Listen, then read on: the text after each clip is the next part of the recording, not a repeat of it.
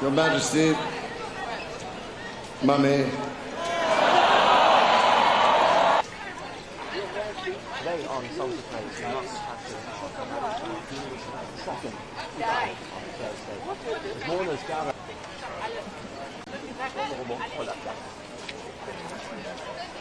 Today on Songs of Praise, in fact, today on Songs of Praise, we mark the passing of Her Majesty Queen Elizabeth II, who died on Thursday. As mourners gather here outside Windsor Castle, we give thanks for her extraordinary life and Christian example, with special tributes and hymns.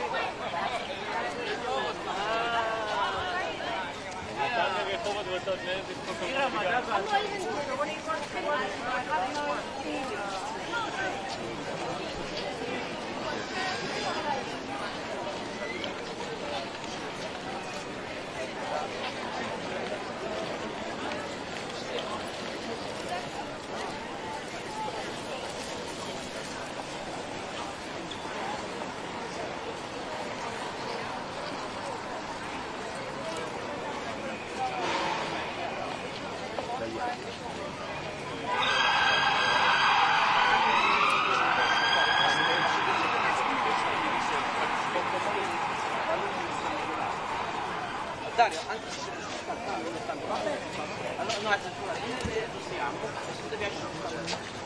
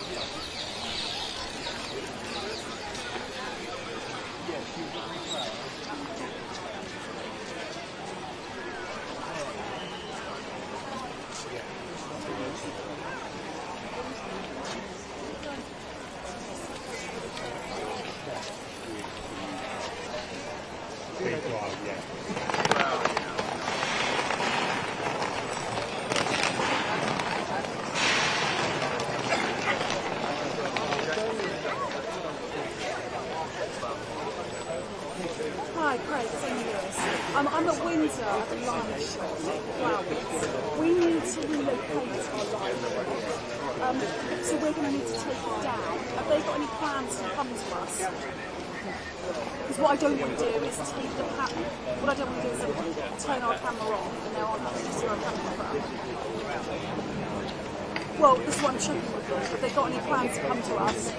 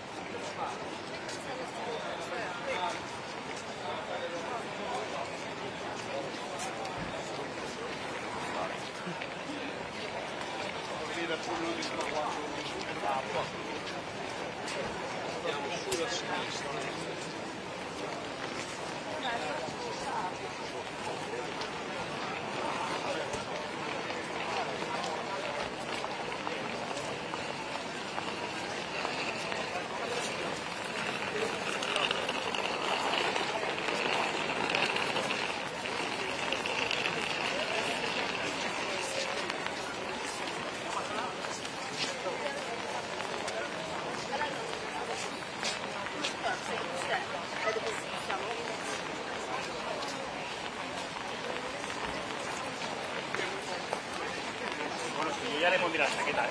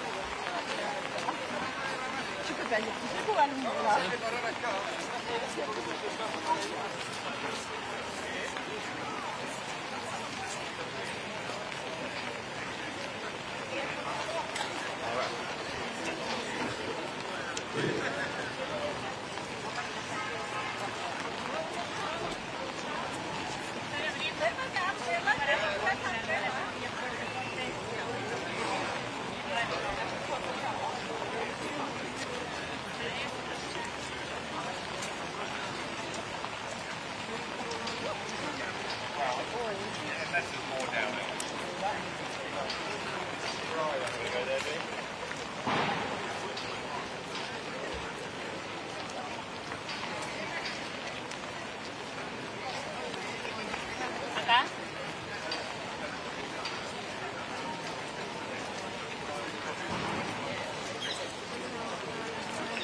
Ok.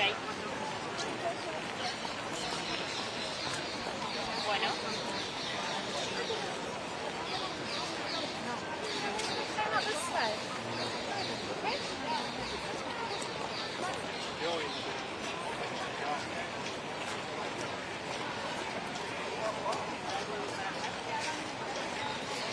Acá.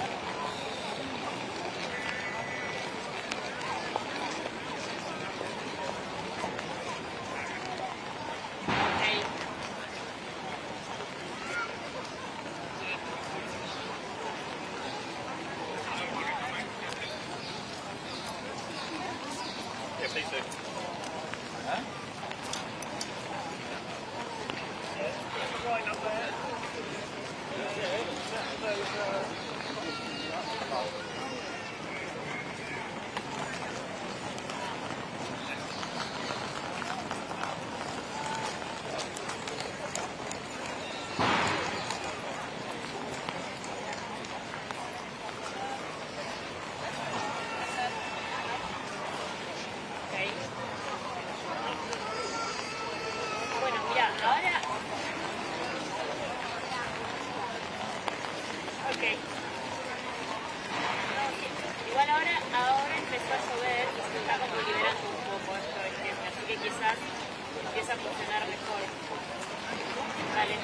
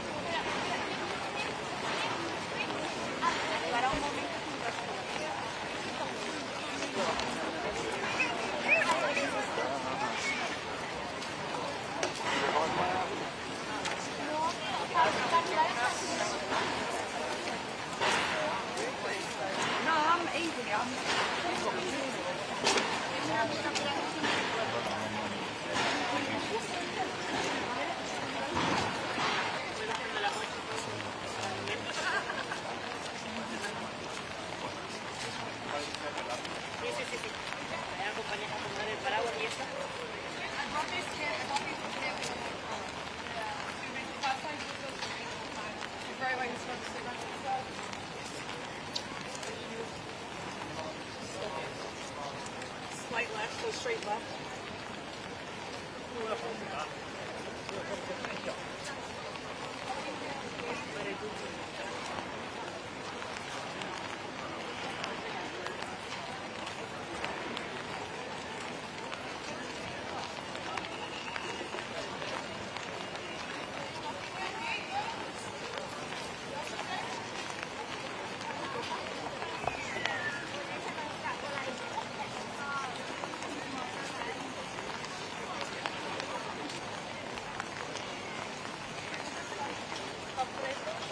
¿Hace frío?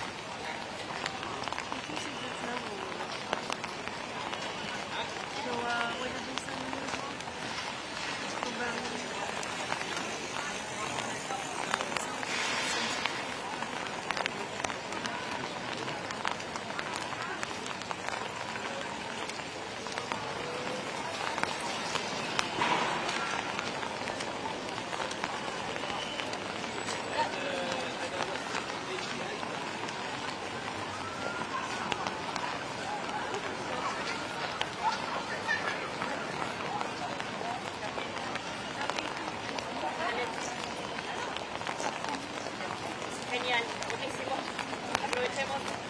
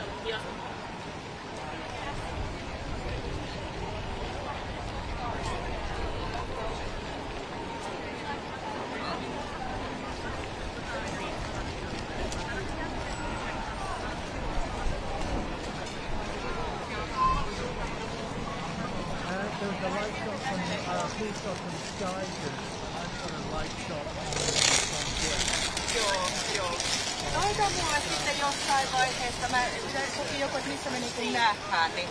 Joo, hyvä. Jees, moi, moi, moi.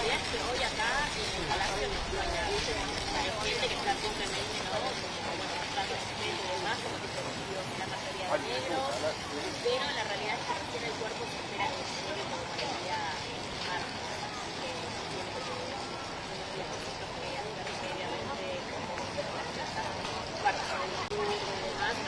hasta que llegue aquí a Londres.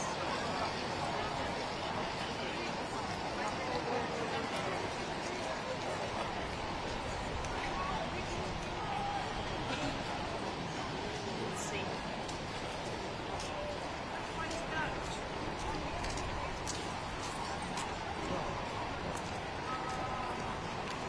Sí.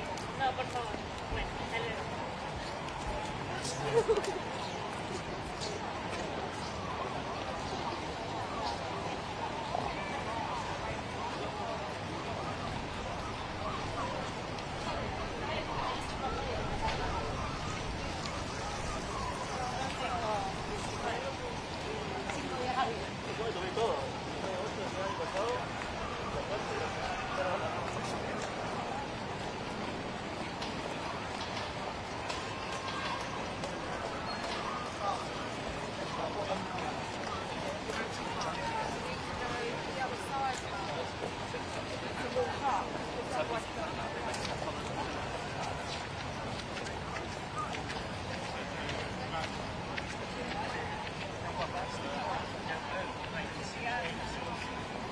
That's where the service is. lady states, isn't she, sometimes? No.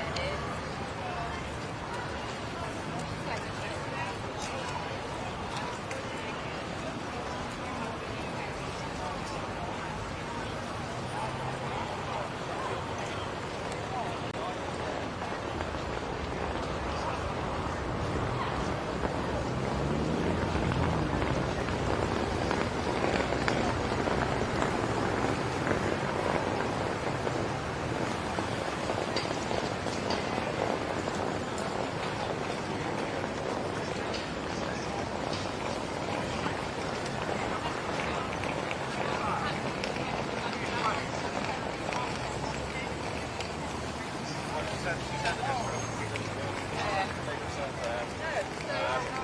unexplained. A bit like game.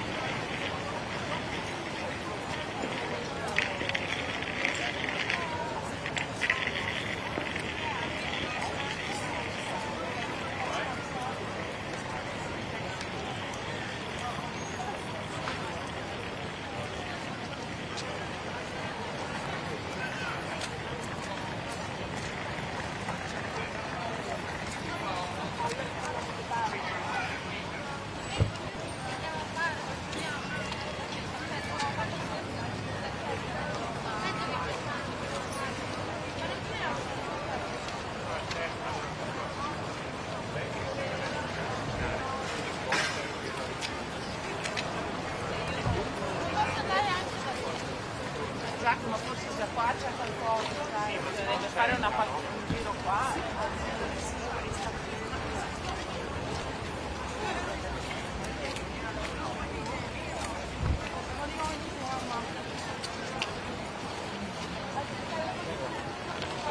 All pieces there.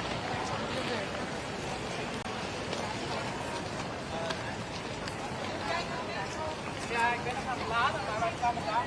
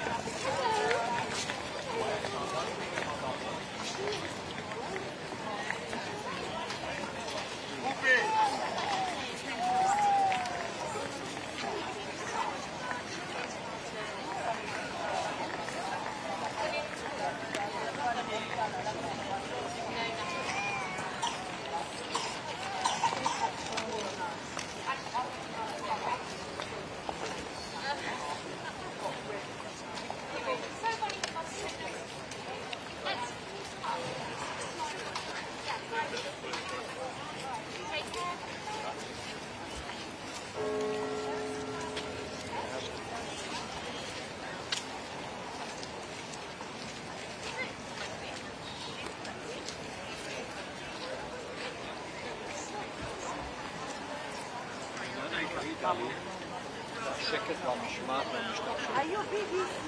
אנשים רבים.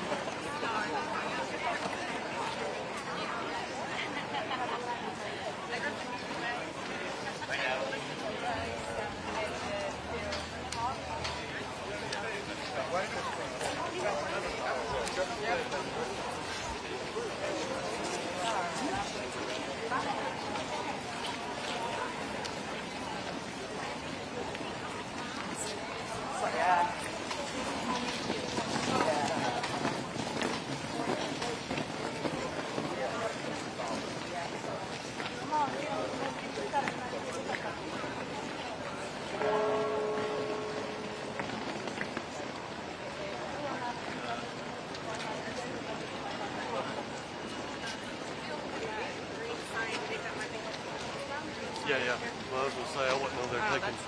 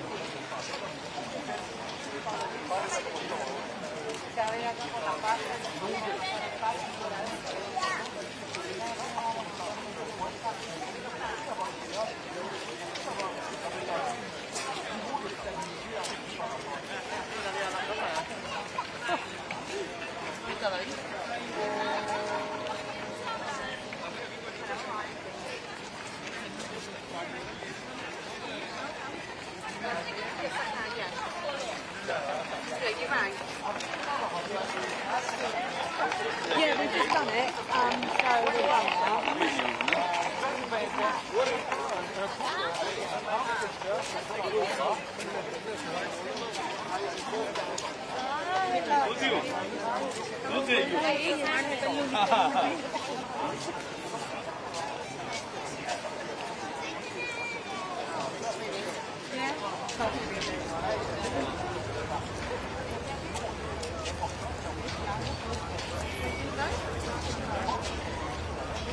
I don't know where that's in my car.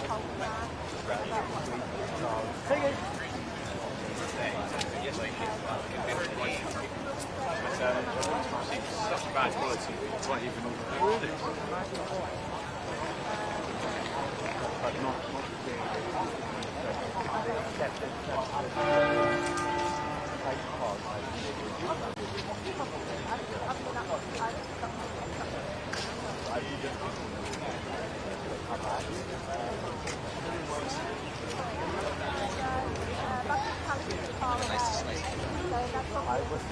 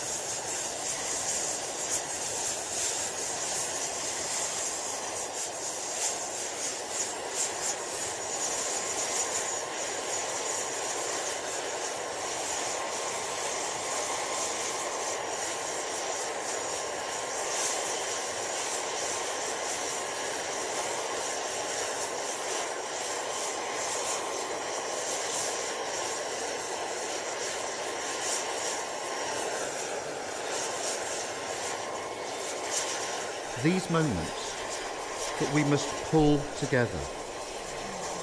This house is a place where ideas and ideals are debated. Of course that leads to passionate disagreement. Of course temperatures can run high. But we all do it in pursuit of something greater. We do it because we believe we can make this great country and its people greater still. At this moment of uncertainty, where our country feels caught between a past it cannot relive and a future rather than those which divide us. Our Elizabethan age may now be over, but her legacy will live on forever. And as the children of that era, it falls upon us to take that legacy forward, to show the same love of country, the love of one another, as she did, to show empathy and compassion, as she did, and to get Britain through this dark night and bring it into the dawn, as she did. We join together today not just to say goodbye to our Queen, to share in our mourning, but to say something else important. God save the King, because as one era ends, so another begins. King Charles III has been a devoted servant of this country his entire life. He has been a powerful voice for fairness and understood the importance of the environment long before many others. As he ascends to his new role, with the Queen Consort by his side, the whole House, indeed the whole country, will join today to wish him a long, happy and successful reign. Mr. Speaker, the emotions we see across the nation today are echoed across the Commonwealth to which our Queen was so committed, in the church to which our Queen was so devoted, and in the armed forces which she led and her family served. Around the world, people will be united in mourning for her passing and united in celebrating her life. We've already seen beautiful tributes flow from across the world. It would be impossible to capture them all here. But each one is a reminder of the esteem in which she was held, of what she achieved on behalf of her country, of the shared values we treasure. The reason our loss feels so profound is not just because she stood at the head of our country for 70 years, but because, in spirit, she stood amongst us. As we move forward, as we forge a new path, as we build towards a better future, she will always be with us. For all she gave us and all she will continue to give us, we say thank you. May our Queen rest in peace. God save the King. I now call on the Father of the House, Sir Peter Bottomley. Constituents will wish me briefly to record their love, respect and gratitude to Her late Majesty. We can give continuing life to her values and virtues of kindness, aspiration, perseverance and pride. We thank her, we miss her, and we should say what she would wish: God save the King.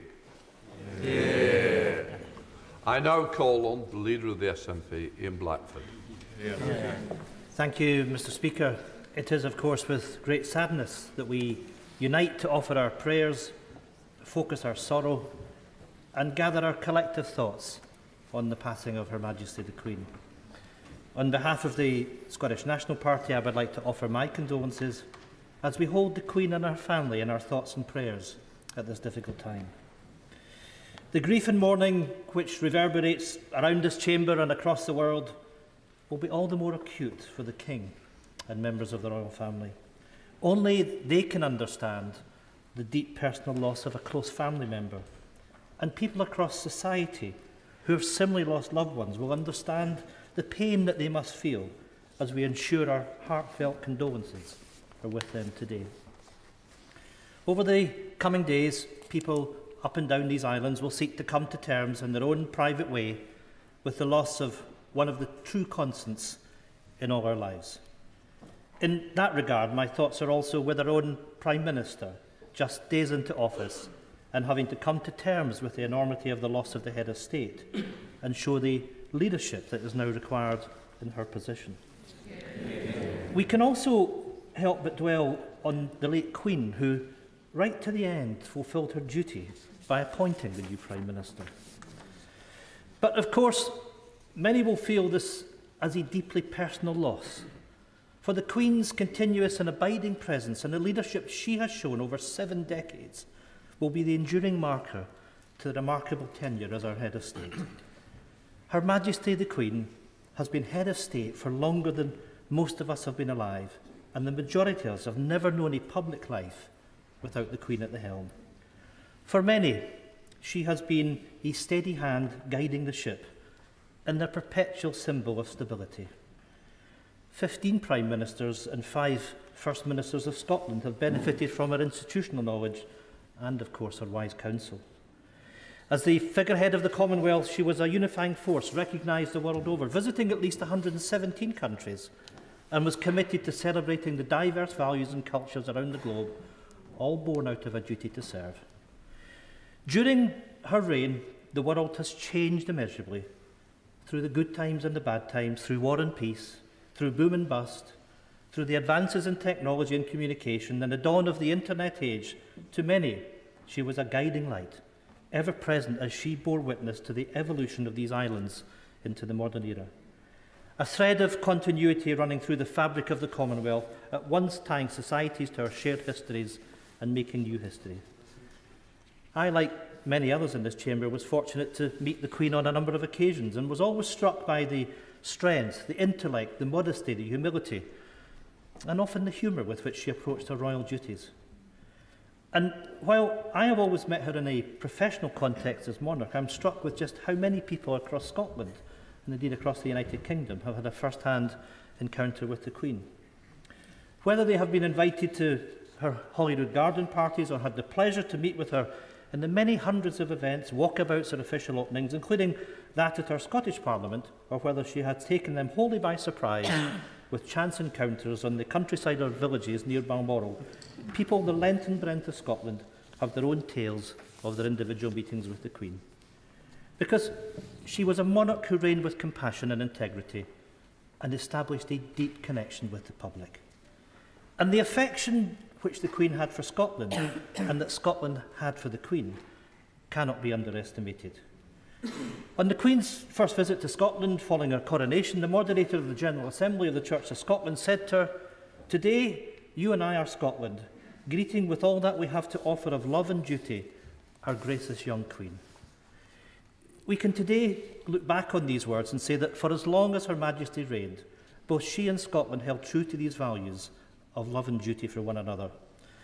Speaking when she reconvened our Scottish Parliament in 1999, Her Majesty set out the obligation on members to set lasting standards of vision and purpose, of debate and discussion, not just for our own generation, but for future generations. And it is clear that members across the Scottish Parliament, and I trust in this place, from all walks of political life, have moved forward with that sense of vision and purpose in mind. There is a deeply held sense of responsibility across political parties to govern for the betterment of future generations. In our case, to uphold the values of the Scottish Parliament, which are described in the ceremonial mace: wisdom, justice, compassion and integrity. The values that set the aspirations for a modern Scotland, the values that so often embodied by Her Majesty herself. And in what was sadly her final ever address to the Scottish Parliament, her love of Scotland and its people was clear when she said, "It is the people that make a place, and there are few places where this is truer than it is in Scotland." The relationship between Scotland and the Queen was one of shared admiration. Indeed, whilst she was everyone's Queen, for many in Scotland, she was Elizabeth, Queen of Scots. Her Majesty's roots in Scotland run deep. She was descended from the Royal House of Stuart on both sides, and her family, of course, her mother, was from Glamis and Angus. It is clear that these family ties gave way to a great and enduring affection, and Scotland was a place that was truly held dear to her, not only in an official capacity, but in a private capacity as well. It is well known that Balmoral, with its beautiful and atmospheric scenery, was the Queen's favourite home. Balmoral was a place where she was able to enjoy freedom, peace and the ability to indulge her love of the great outdoors, whether that was walking with her dogs, riding with horses, hosting picnics and barbecues, or from behind the wheel of her Land Rover. It is clear that Balmoral has been a place of peace and sanctuary for her throughout her whole life, and perhaps particularly so following the death of her husband, life companion and love, His Royal Highness Prince Philip, Duke of Edinburgh. It is therefore perhaps fitting that she has met her final peace at Balmoral, a place where she found such enjoyment and comfort. And as someone of demonstrably strong faith, she will now have enduring peace with herself and, of course, to be reunited with Prince Philip. Her Majesty was a life of grace and wisdom, defined by its service to the public and by the lives that she touched.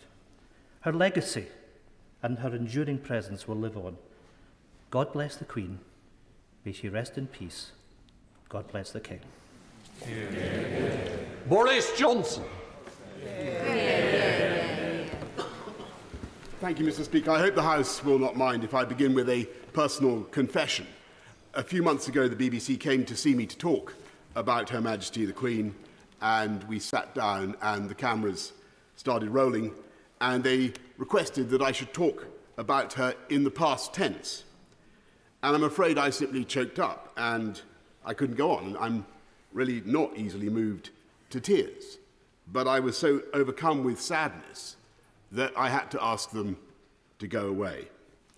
And I know that today there are countless people in this country and around the world who have experienced the same sudden access of unexpected emotion. And I think millions of us are trying to understand why we are feeling this deep and personal and almost familial sense of loss. Perhaps it's partly that she's always been there, a changeless human reference point in British life, the person who, all the surveys say, appears most often in our dreams, so unvarying in her pole-star radiance that we have perhaps been lulled into thinking that she might be in some way eternal. But I think our shock is keener today because we are coming to understand in her death the full magnitude of what she did for us all. And think of what we asked that 25-year-old woman all those years ago. To be the person so globally trusted that her image should be on every unit of our currency, every postage stamp, the person in whose name all justice is dispensed in this country, every law passed, to whom every minister of the Crown swears allegiance, and for whom every member of our armed services is pledged, if necessary, to lay down their lives. Think what we asked of her in that moment. Not just to be the living embodiment in her DNA of the history and continuity and unity of this country, but to be the figurehead of our entire system, the keystone in the vast arch of the British state, a role that only she could fulfill because in the brilliant and durable bargain of the constitutional monarchy, only she could be trusted to be above any party political or commercial interest and to incarnate impartially the very concept and essence of the nation. Think what we asked of her and think what she gave. She showed the world not just how to reign over a people, she showed the world how to give, how to love, and how to serve. And as we look back at that vast arc of service, its sheer duration is almost impossible to take in. She was the last living person in British public life to have served in uniform in the Second World War. She was the first female member of the royal family in 1,000 years to serve full-time in the armed forces, and that impulse to do her duty carried her right through into her 10th decade to the very moment in Balmoral, as my Right Honourable friend has said, only 3 days ago, when she saw off her 14th Prime Minister and welcomed her 15th. And I can tell you, in that audience, she was as radiant and as knowledgeable and as fascinated by politics as ever I can remember, and as wise in her advice as anyone I know, if not wiser. And over that extraordinary span of public service, with her naturally retentive and inquiring mind, I think, and doubtless many of the 15 would agree, that she became the greatest statesman and diplomat of all. And she knew instinctively how to cheer up the nation, how to lead a celebration. I remember her innocent joy more than 10 years ago after the opening ceremony of the London Olympics, when I told her that the leader of a friendly Middle Eastern country seemed actually to believe that she had jumped out of a helicopter in a pink dress and parachuted into the stadium.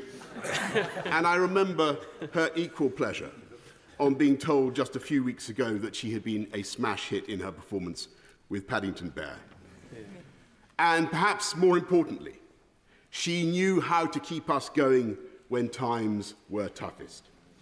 In 1940, when this country and this democracy faced the real possibility of extinction, she gave a broadcast, aged only 14, that was intended to reassure the children of Britain.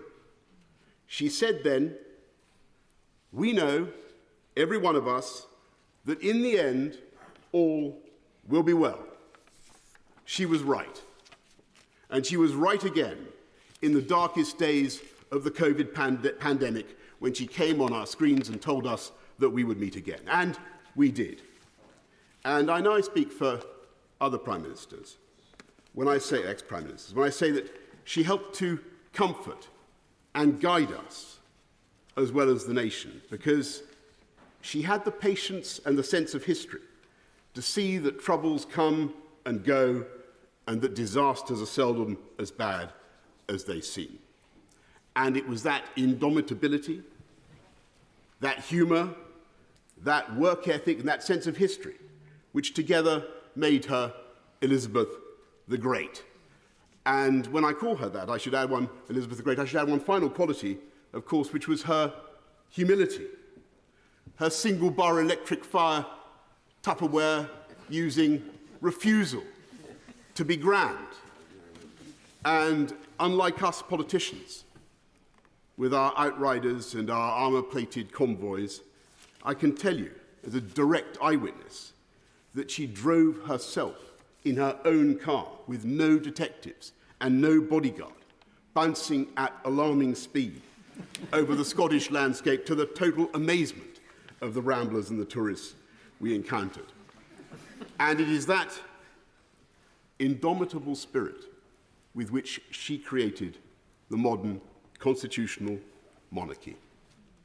An institution so strong and so happy and so well understood, not just in this country, but in the Commonwealth and around the world, that the succession has already seamlessly taken place.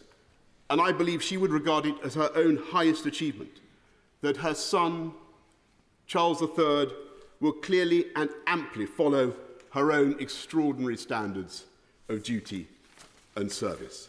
Yeah. And the fact that today we can say with such confidence, God save the King, is a tribute to him, but above all to Elizabeth the Great, who worked so hard for the good of her country, not just now, but for generations to come. That is why we mourn her so deeply. And it is in the depths of our grief that we understand why we loved her so much. We now come to Mother of the House, Harriet Ham. Thank you, Mr. Speaker, and what an excellent speech from the Right Honourable Member for Uxbridge, which I'm sure will have resonated in every member of this House and indeed everyone in this country. It was a brilliant speech. I'm grateful for the opportunity to pay my tribute to the Queen and to do so on my own behalf, but also on behalf of my constituents, particularly those who, coming from Commonwealth countries in Africa and the Caribbean, held the Queen in such high regard. We're a constitutional monarchy, and for we MPs, the Queen was ever present in the interwoven relationship between the monarch and her Parliament. She underpinned our democratic system for over 70 years, underpinning it but never intervening in it. She was always salient but never meddled. She avoided controversy not by staying in the background, far from it. She performed her role to the utmost, but she did it by respecting the boundaries. She carried out her duties and gave us her full commitment for us to carry out ours. When many denigrated, she always respected and supported Parliament, and we should be very grateful for that. Between her ministers, and not just prime ministers, there was regular contact. After Labour won the election in 1997, I went up to the palace where, like the other new secretaries of state, she appointed me to the Privy Council and bestowed on me the seals of office.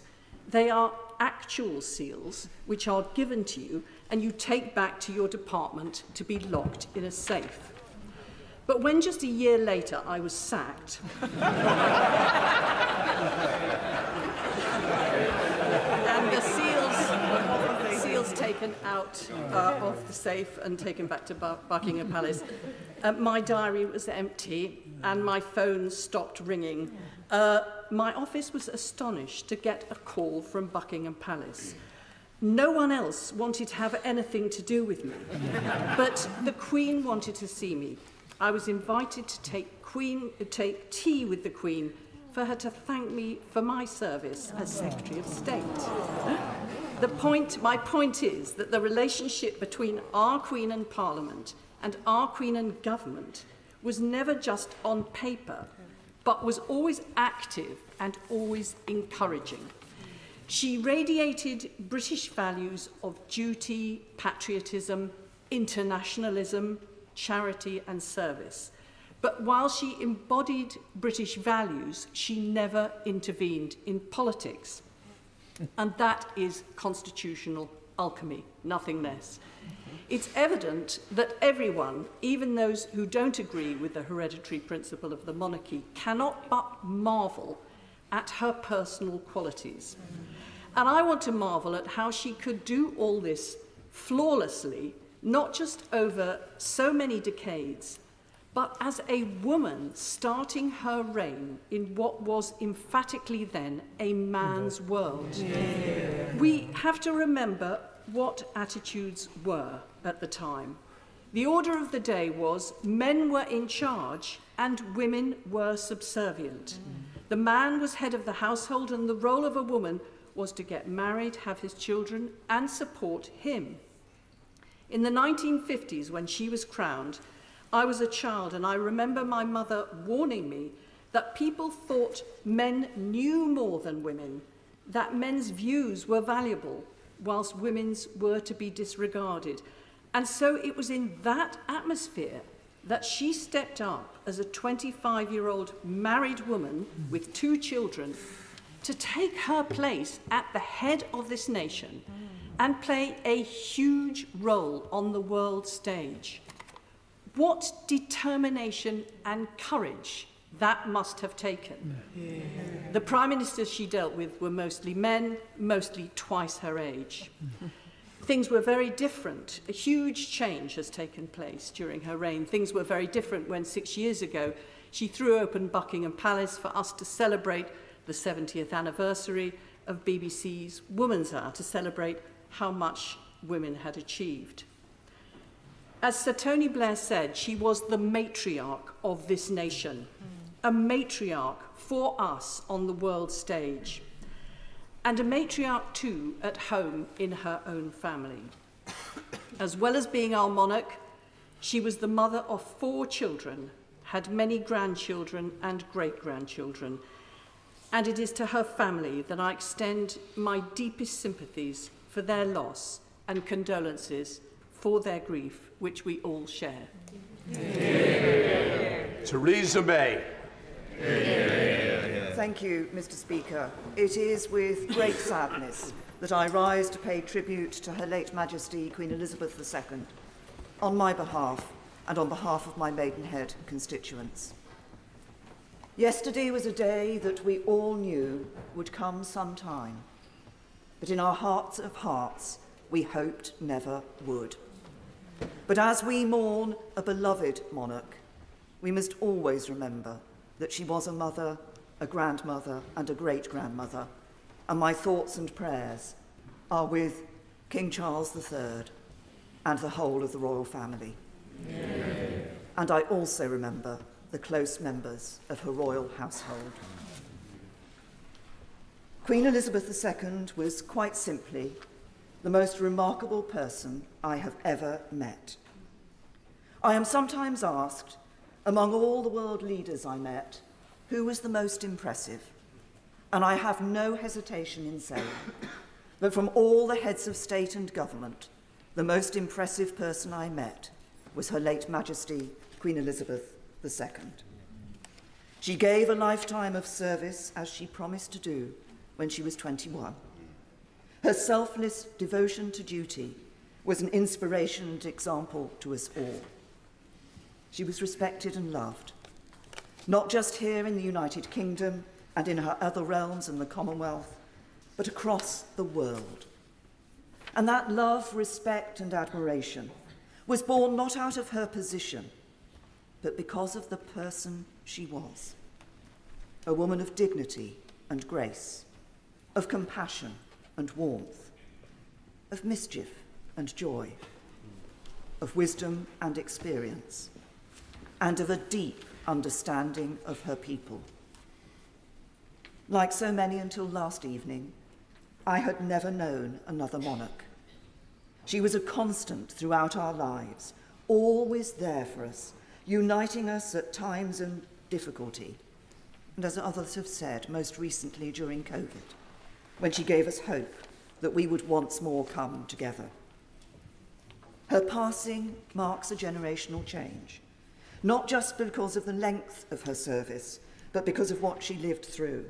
When we marked the 75th anniversary of the D-Day landings in 2019, she was with the world leaders not just as Queen, but as someone who had worn uniform during the Second World War, an experience which, quite apart from anything else, had taught her how to strip an engine. The Queen was always interested in people. When she walked into a room, the faces of those present were lit up, and her magnificent smile would calm nerves and put people at their ease. As I said on her Platinum Jubilee, I saw that at Chogham in 2018, when there was a reception at Windsor before a lunch, and the leaders were gathered and talking amongst themselves, and I knew Her Majesty was going to join the reception, but they didn't. The minute she walked into the room, the sense of love and respect was palpable, and they all turned and they all wanted to speak to her. They loved her and she loved the Commonwealth, and the Commonwealth today is a significant part of her legacy. But I also saw that on other occasions, including on what was one of her last, if not the last, appearance she made in public, when she came to open Thames Hospice in my Maidenhead constituency in July. The moment she walked through the door, the atmosphere in the room changed. You felt the love and respect of the people there for her. And as she spoke to staff and patients, she exuded a warmth and humanity which put people at their ease. She was Queen, but she embodied us. Across the nations of the world and for so many people, meeting Queen Elizabeth simply made their day, and for many will be the memory of their life. Of course, for those of us who had the honour to serve as one of her prime ministers, those meetings were more frequent with the weekly audiences. These were not meetings with a high and mighty monarch, but a conversation with a woman of experience and knowledge and immense wisdom. They were also the one meeting I went to, which I knew would not be briefed out to the media.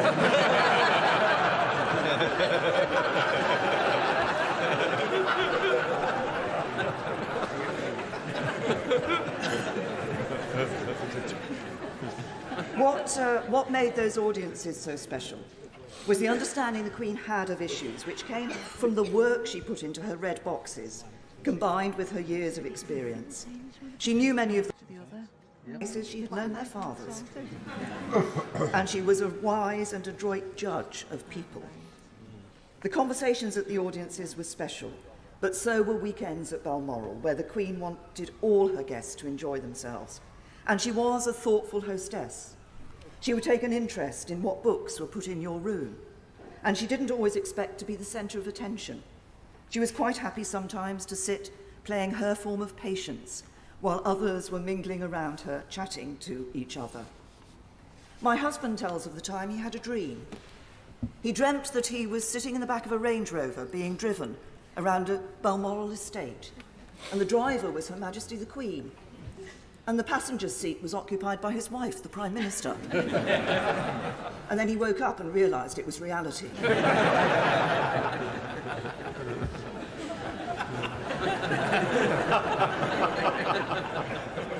Her Majesty loved the countryside, and she was down to earth and a woman of common sense. I remember one picnic at Balmoral which was taking place in one of the bothies on the estate. The hampers came from the castle and we all mucked in to put the food and drink out on the table. I picked up some cheese, put it on a plate and was transferring it to the table. The cheese fell on the floor. I had a split-second decision to make.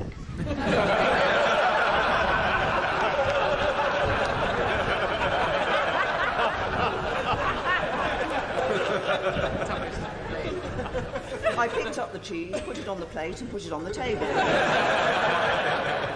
And I turned round to see that my every move had been watched very carefully by Her Majesty the Queen. I looked at her, she looked at me, and she just smiled. And the cheese remained on the table. This is indeed a sad day. But it is also a day of celebration of a life well spent in the service of others. There have been many words of tribute and superlatives used to describe Her late Majesty, Queen Elizabeth II. But these are not hype. They are entirely justified. She was our longest-serving monarch. She was respected around the world. She united our nation in times of trouble. She joined in our celebrations with joy and a mischievous smile.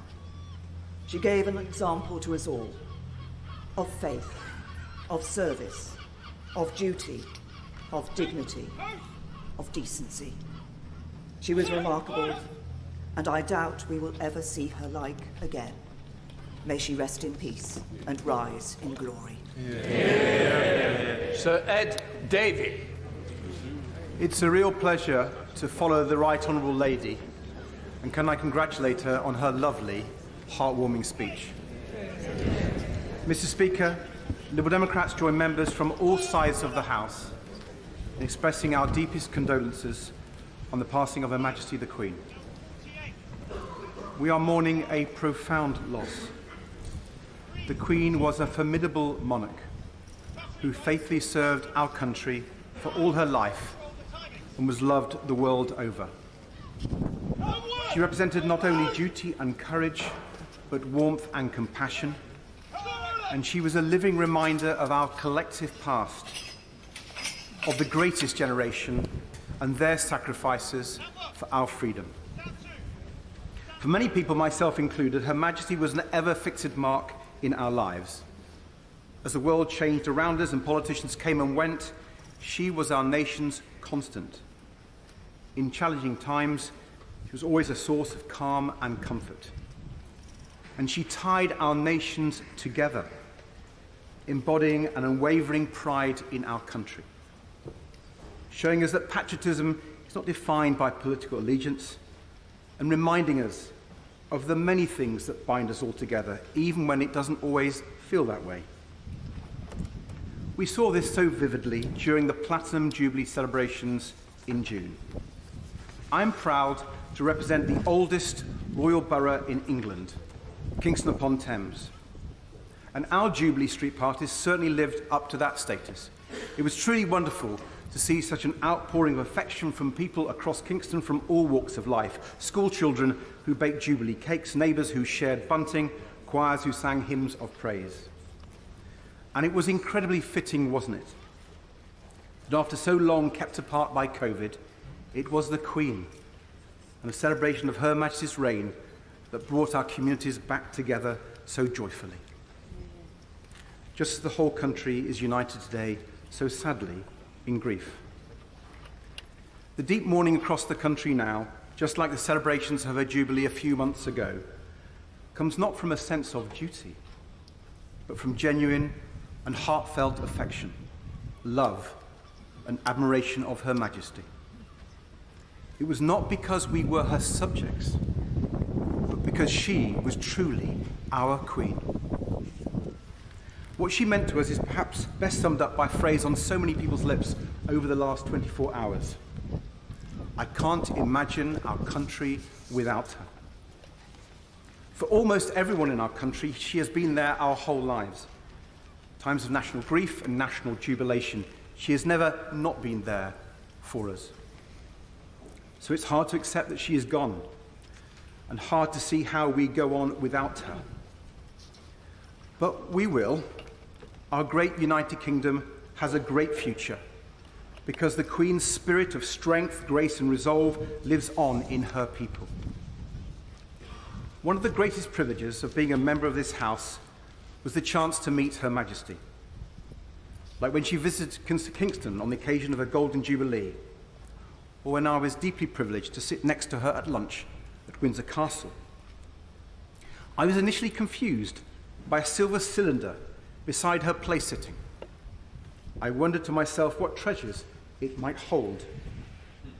I had my suspicions when, as dessert was served, her beloved corgis were let in and nestled themselves around her feet. And the Queen lifted up the lid of the cylinder, plucked out some digestive biscuits, and began sneaking them to her. Whenever I met her, I was struck by her warmth, her wisdom, and her humour. And I'm looking forward to hearing similar stories from other writing rooms across the House as they give glimpses of the wonderful person beneath the crown. Her Majesty will be remembered with honour as the monarch who guided our country out of the shadow of a terrible war, who helmed us calmly through troubled waters, and brought us safely into a new millennium. And she will be remembered so fondly as the monarch who leapt from a helicopter with James Bond and showed Paddington where she kept her marmalade sandwiches. And for the royal family, she will be remembered simply as a beloved mother, grandmother, and great-grandmother. Our thoughts, prayers, and condolences are with them all as they bear this terrible loss. After a lifetime of dedicated and tireless service to our country and our Commonwealth, Her Majesty has gone to her eternal rest. May God rest her soul, and may God save the King. Now come to Sir Ian Duncan Smith. Mr. Speaker, I'm grateful. So much has already been said, I don't intend to repeat it much. But I just want to say that it is a sad day for all of us. It's tragic news, bringing to the end a remarkable career spanning 70 years, endless prime ministers and endless leaders of the opposition too. But for those 70 years, Her Majesty carried out her duties with charm, humility, not often mentioned, real humility, and also endless humour.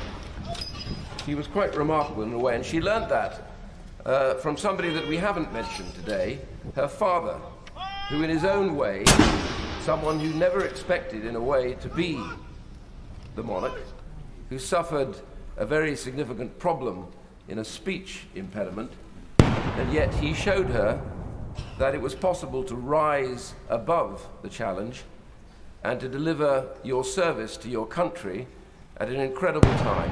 And that service and duty, there is no question she learnt at the knees of her father, overcoming his own difficulties and putting his country and their service first, something quite often forgotten about. And a couple of things that come to mind, because in fact, so often we've taken Her Majesty for granted. We expect her to be there. The way the crowds, whenever anything is good or bad in our country, they gather at Buckingham Palace. Whether she's there, or she was there, or not there, they gathered. It was almost as though they could touch the railings and draw some succor or some support or some sort of mystical help. And there they were again last night in pouring rain outside Buckingham Palace.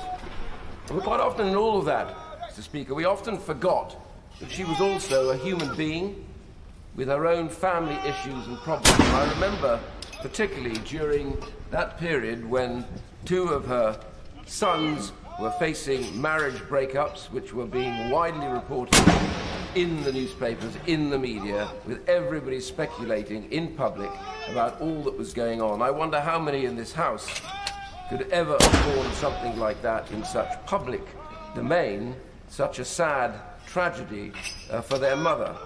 And then, to top it all, Windsor Castle burns down, a place she loved deeply and felt responsible for.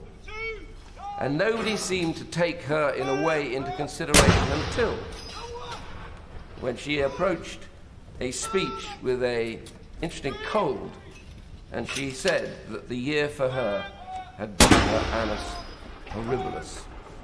I think the public stopped.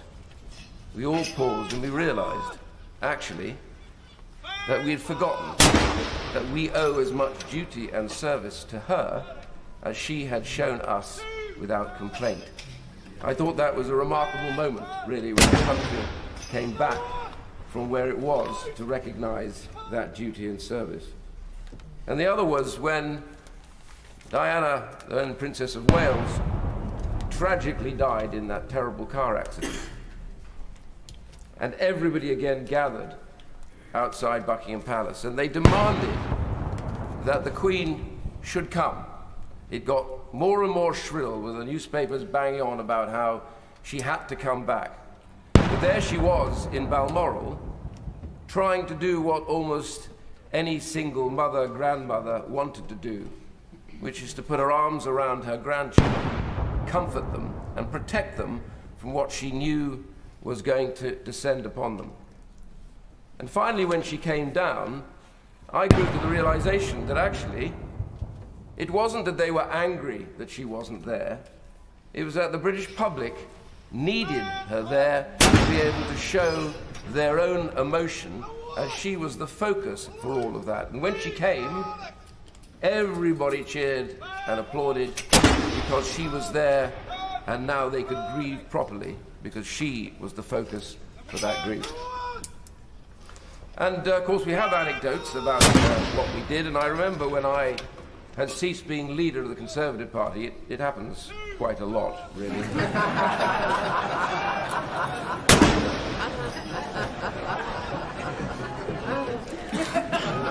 I think she was pretty used to it, actually. Yes. But she kindly asked me to take leave of her officially, which I thought was pretty kind, really, as said earlier on, nobody else wanted me to do it, so it was decent of her to do it. I remember when I came to the palace and I was ushered into her drawing room, small personal sitting room, I was struck by two or three things. One was the 2-bar electric fire, which had a very strange piece of cardboard cut out in the shape of flames, coloured with crayons, I suspect by somebody in the palace, yellow and red, surrounding the 2-bar fire, which I thought was peculiarly dangerous, but notwithstanding that, I'm sure it had a purpose. The other one was the Tupperware radio sitting next to her, which I hadn't seen since my parents smashed their last one. And then she very sweetly asked me how I was, being clearly sympathetic about what had happened. And I just shrugged and said, well, ma'am, nobody died and I'm still here. Whereupon she roared with laughter, and the funny thing was, as she did, she paused, looking at me, not sure whether I'd actually made a joke or whether I'd not. I laughed too, and then she laughed again. Whether at me or with me, I couldn't figure that out. That was something to relish. The other anecdote I just wanted to share with the House for a second was slightly different. It was when I was in one of those Privy Councils, and for some reason we were offered drinks to have at the end of the Privy Council. Didn't happen very often, so I took full advantage and ordered a whiskey. And while we had finished the Privy Council, she came round to talk to those of us in the Privy Council and chat. And she came to me, and like everybody else, nervous as anything, I stumbled through, and then I said, oh, ma'am, I remember I'd just been doing, reading some stuff about one of Churchill's speeches, and I suddenly recalled something that he had said at the time. It was 1941, and President Roosevelt had sent a note over with the person that he had just defeated in his third election. And in it, as Churchill said, he had written in his own hand a verse from Longfellow. Now remember, in 41, we didn't know whether we would survive or not. And Churchill read it out, and I started to speak it, and she started speaking it as well. And I just want to share it with the House. It was, sail on, O ship of state. Sail on, O Union, strong and great. Humanity with all its fears, with all its hopes for future years, is hanging breathless on thy fate. She said it perfectly. She smiled slightly, and I did detect a little dampness in her eye, and then she moved on. And in a way, it suddenly struck me that that was exactly her. She was the ship of state. We look to her for everything, good and in difficult times. She loved the Union with a passion.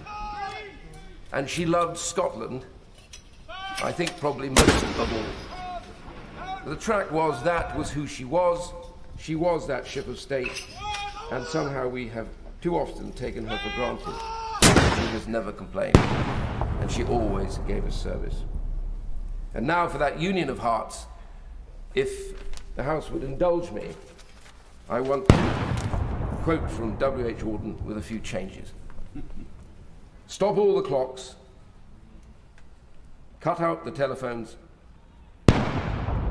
prevent the dogs from barking with the juicy bone, silence the piano, and with muffled drums, bring out the coffin, and the mourners come.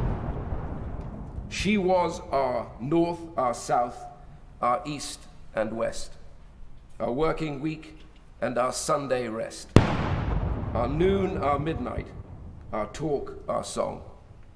We thought that love would last forever. We were wrong. May God bless her and keep her and hold her in her hands. And may we bless the royal family. God save the King. I'm now going to bring Sir Geoffrey Donaldson in, but can I just warn others that I would hope to get so many in today that please, if we can use up to 3 minutes after Sir Geoffrey Donaldson. Sir Geoffrey. Thank you, Mr. Speaker. And on behalf of my colleagues in the Democratic Unionist Party and on behalf of many across Northern Ireland, I wish to offer our sincere sympathy to His Majesty the King and to other members of the royal family on the passing of our dear Sovereign, Queen Elizabeth II.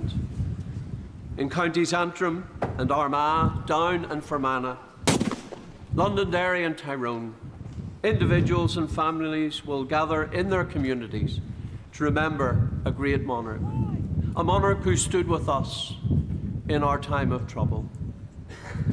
Her Majesty the Queen has been a steadfast and unshakable head of state for the United Kingdom and for the Commonwealth. And her gracious approach has been, as others have said, a constant throughout our lives. In 1952, during her first Christmas broadcast, Queen Elizabeth asked the nation to pray. and I quote, that God may give me wisdom and strength to carry out the solemn promises I shall be making, and that I may faithfully serve him and you all the days of my life. She certainly fulfilled her promises. And today we mourn her passing.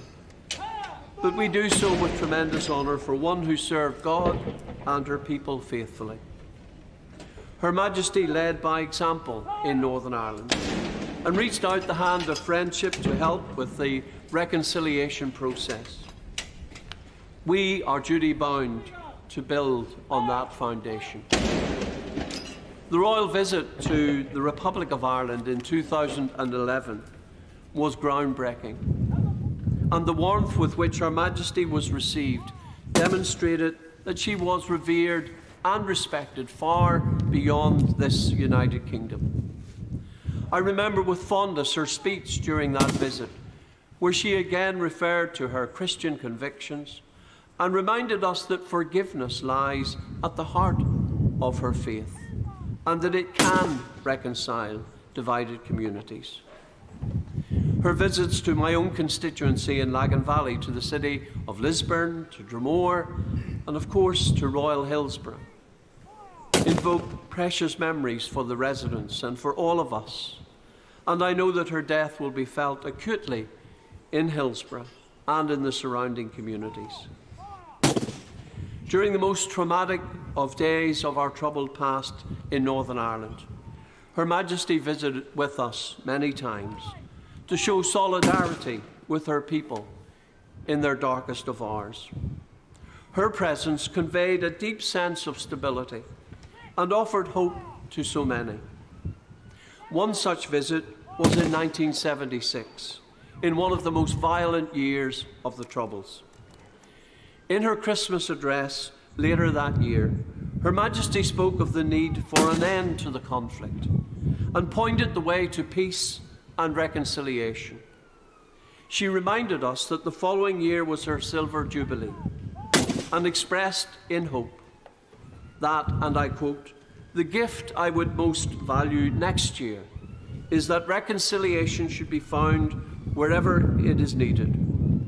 A reconciliation which would bring peace and security to families and neighbours at present suffering and torn apart." Yet just a few short years later, Her Majesty too was touched by the violence of the Troubles, and her family endured the hurt and the deep pain of losing a loved one following the assassination by the IRA of the Earl Mountbatten at Mullaghmore in County Sligo in August 1979.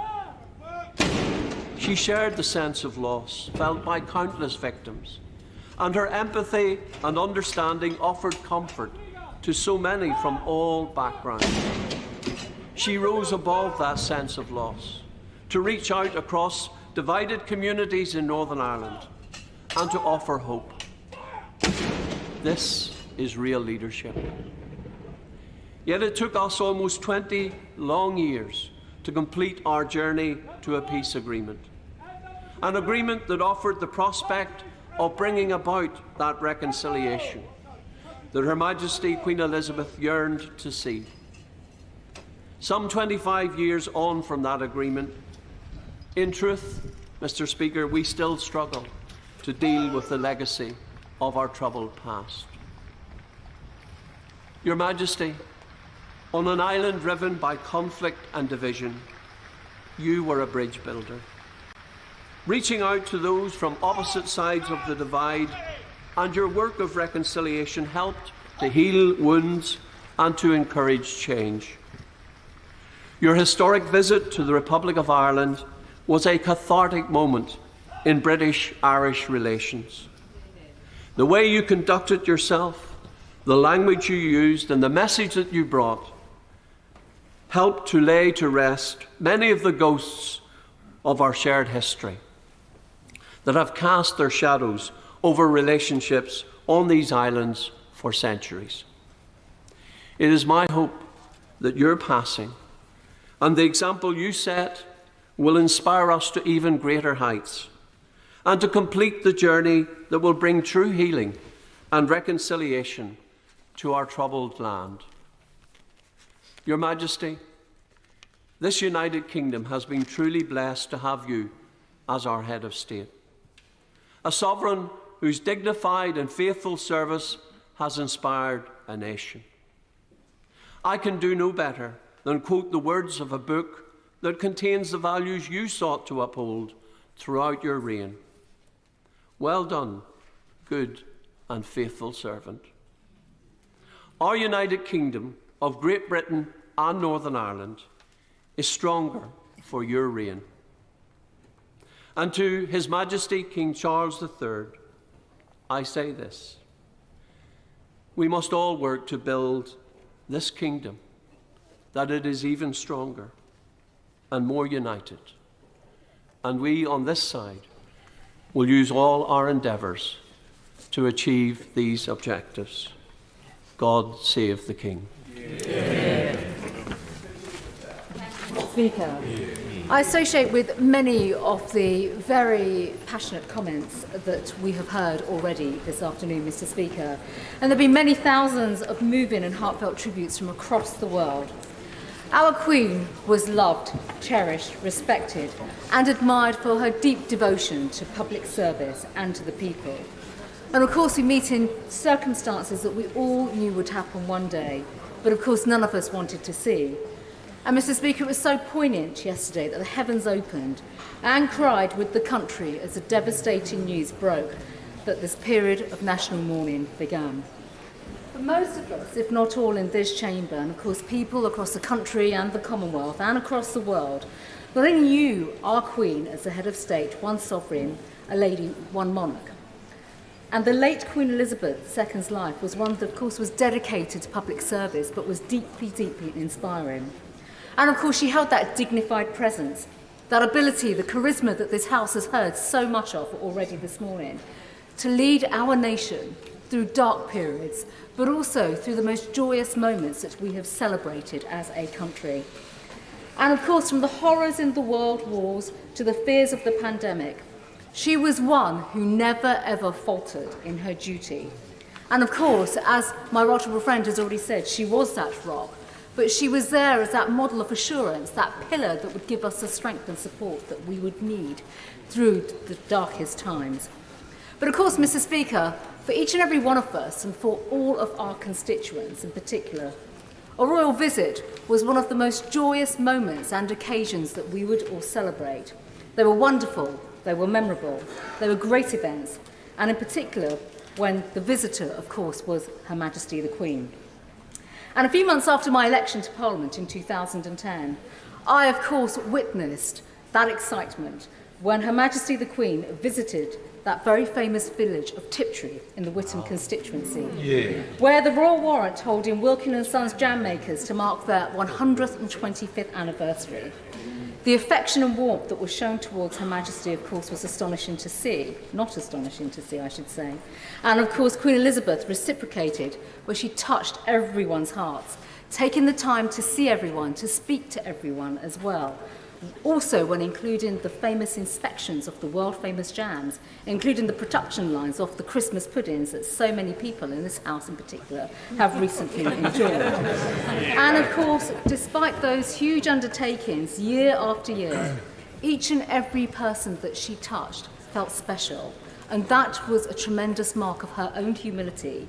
And that day, now nearly 12 years ago, remains fresh in the minds of my constituents who are mourning, sadly, with the entire nation today. And of course, it's not just royal visits that marked Her Majesty and gave us all that moment of excitement to have seen Her Majesty the Queen. For those of us that enjoy horses and enjoy racing in particular, she herself was well known across not just the country, but also around the world for her love and passion of horses. Whether it was the famous visits to Ascot or Epsom, the Derby itself, all of those who attended wanted to just snip that moment with her, to get that glimmer, hoping to get that royal wave, or recent a famous racing tip as well. And of course, no one did more to champion horse racing in this country than the late Queen. She loved the sport, she loved her horses, and in return, The whole racing industry loved her and will miss her enormously. Her late Majesty led a remarkable life, Mr. Speaker, and delivered an era and reign that will stand out as being the most magnificent in the long and great history of our nation. As we mourn the end of her 70th year reign, we commemorate the great life that she lived and, of course, the long service, the distinguished service that she gave to our country. We reflect on the importance of the monarch in our public life, of course, and at this particular time, a moment in time, our thoughts and prayer are naturally with her family. And we offer our wholehearted support and, of course, our commitment to the King, King Charles III. In the years ahead, while the faces on our notes and coins and stamps will, of course, change, Her late Majesty will always occupy a special place and an affectionate in the hearts of our nation. God rest her soul, and God save the King. Hear, hear. Dame Margaret Beckett. Thank you, Mr. Speaker. I've heard it said that on occasions like this, most of us talk about ourselves, and that's inevitable because we're talking about the links we have in our memories with the person who is gone. But I think perhaps I'm one of the few in this House who does remember when the Queen's father died. I must admit my memories are twofold. First, how surprised I was that people thought 25 was young. And secondly, that when she came to the throne, we all got a bar of chocolate. I first encountered Her Majesty at One Remove, soon after I was first elected to this House in October 1974, and I do recognise that many honourable members here were not born then. By 1975, I was a junior government whip. We had a small majority and a large legislative programme. And there was a duty that usually fell to a very senior whip, one of writing every day, by hand, direct to Her Majesty the Queen to tell her what was happening in her Parliament. I was told this had probably originated with the first Prime Minister who wrote to the King to tell him what was happening in the House. And I was asked to undertake this duty to help my colleague. It seemed to me, I was told, by the way, this is very important, that this was a personal message from a member of the government to Her Majesty for her eyes only. That is relevant. And it seemed to me that there was very little point in telling her the things she knew from her red box, or that she had read probably in the chat column in the Daily Telegraph. So what I wrote to her about was the stuff that I thought she wouldn't get from either of those sources. I wrote to her about the gossip in the TV. Occasionally slightly edited. And I wrote to her about the rows that people were having behind the scenes in committee rooms or in corridors. There was no feedback, but there wasn't any rebuke either. But then a day came when the Queen went on an overseas visit. Now, I knew, of course, that official correspondence always goes through official channels when the Queen is out of the country. But I was a very new MP, and I thought that something that was marked from me personally to the Queen personally, that no one would have the impertinence to read that. Some busybody in number 10, however, did. Perhaps a little unfortunately, and not unknown to members in this House, there was something of a dispute going on at the time about the issue of our relationship with the European Community. And I told the Queen what we thought about it and what we were saying about it and where I thought the ministers of the day were sometimes getting it wrong. And the House may not be surprised to learn, I will not sully your ears, but there's a short, pithy phrase, that common usage, that encapsulates really exactly what happened next. But suffice it to say that I was summoned to the Chief Whip, and after a brief and spirited discussion, the job returned to the person to whom it had originally been. It was many years later, but rather typically, that I heard very indirectly and subtly that perhaps Her Majesty had slightly regretted a return to normal service. And I thought that was was comforting. I was pleased about that. It was many years later, after a short involuntary break in my service in this House, that I returned for my present constituency, where we have had the great honour to entertain Her Majesty on many occasions, not least in everybody's memory, when she opened our new football stadium and indeed our brand new hospital, to which she was gracious enough to agree we could give the title of the Royal Derby Hospital, in which it rejoices to this day. And over the years, 3 years, for example, as President of the Council, I was fortunate enough to have many encounters with Her Majesty and can absolutely endorse everything that has been said and will be said, no doubt, about her intelligence, her awareness, and her attitudes. I was also fortunate enough to be present after the death of our colleague John Smith at the commemoration of D-Day on the 50th anniversary, and to be in the Queen's company and observe her and her utter respect for the veterans and for the sacrifice of those days over that period. But as I said, I had many encounters with her as President of the Council, and indeed, as Foreign Secretary, accompanied her on state visits where, like the Right Honourable Lady, the former Prime Minister, I heard, for example, her observations about the comments made to her by the mother of a former president about the then present incumbent, and very interesting it was. So I would just testify to the qualities of which everyone else has spoken, and to which I'm sure everyone else will give testimony of her intelligence, her knowledge, her sense of humour. One of my abiding and favourite memories is fairly, not very recently, but of recent years. People will probably recall it's often been on the news. It's one of my favourite clips of, I think, the Duke of Edinburgh was being chased by a persistent bee, and there's a picture of the Queen coming through an archway, giggling uncontrollably, and clearly quite unable to suppress how hysterically funny she found it. And I think that very much sums up the person that you could see and admire. She was a remarkable person, a remarkable monarch, and we are the poorer for her going. Douglas Ross.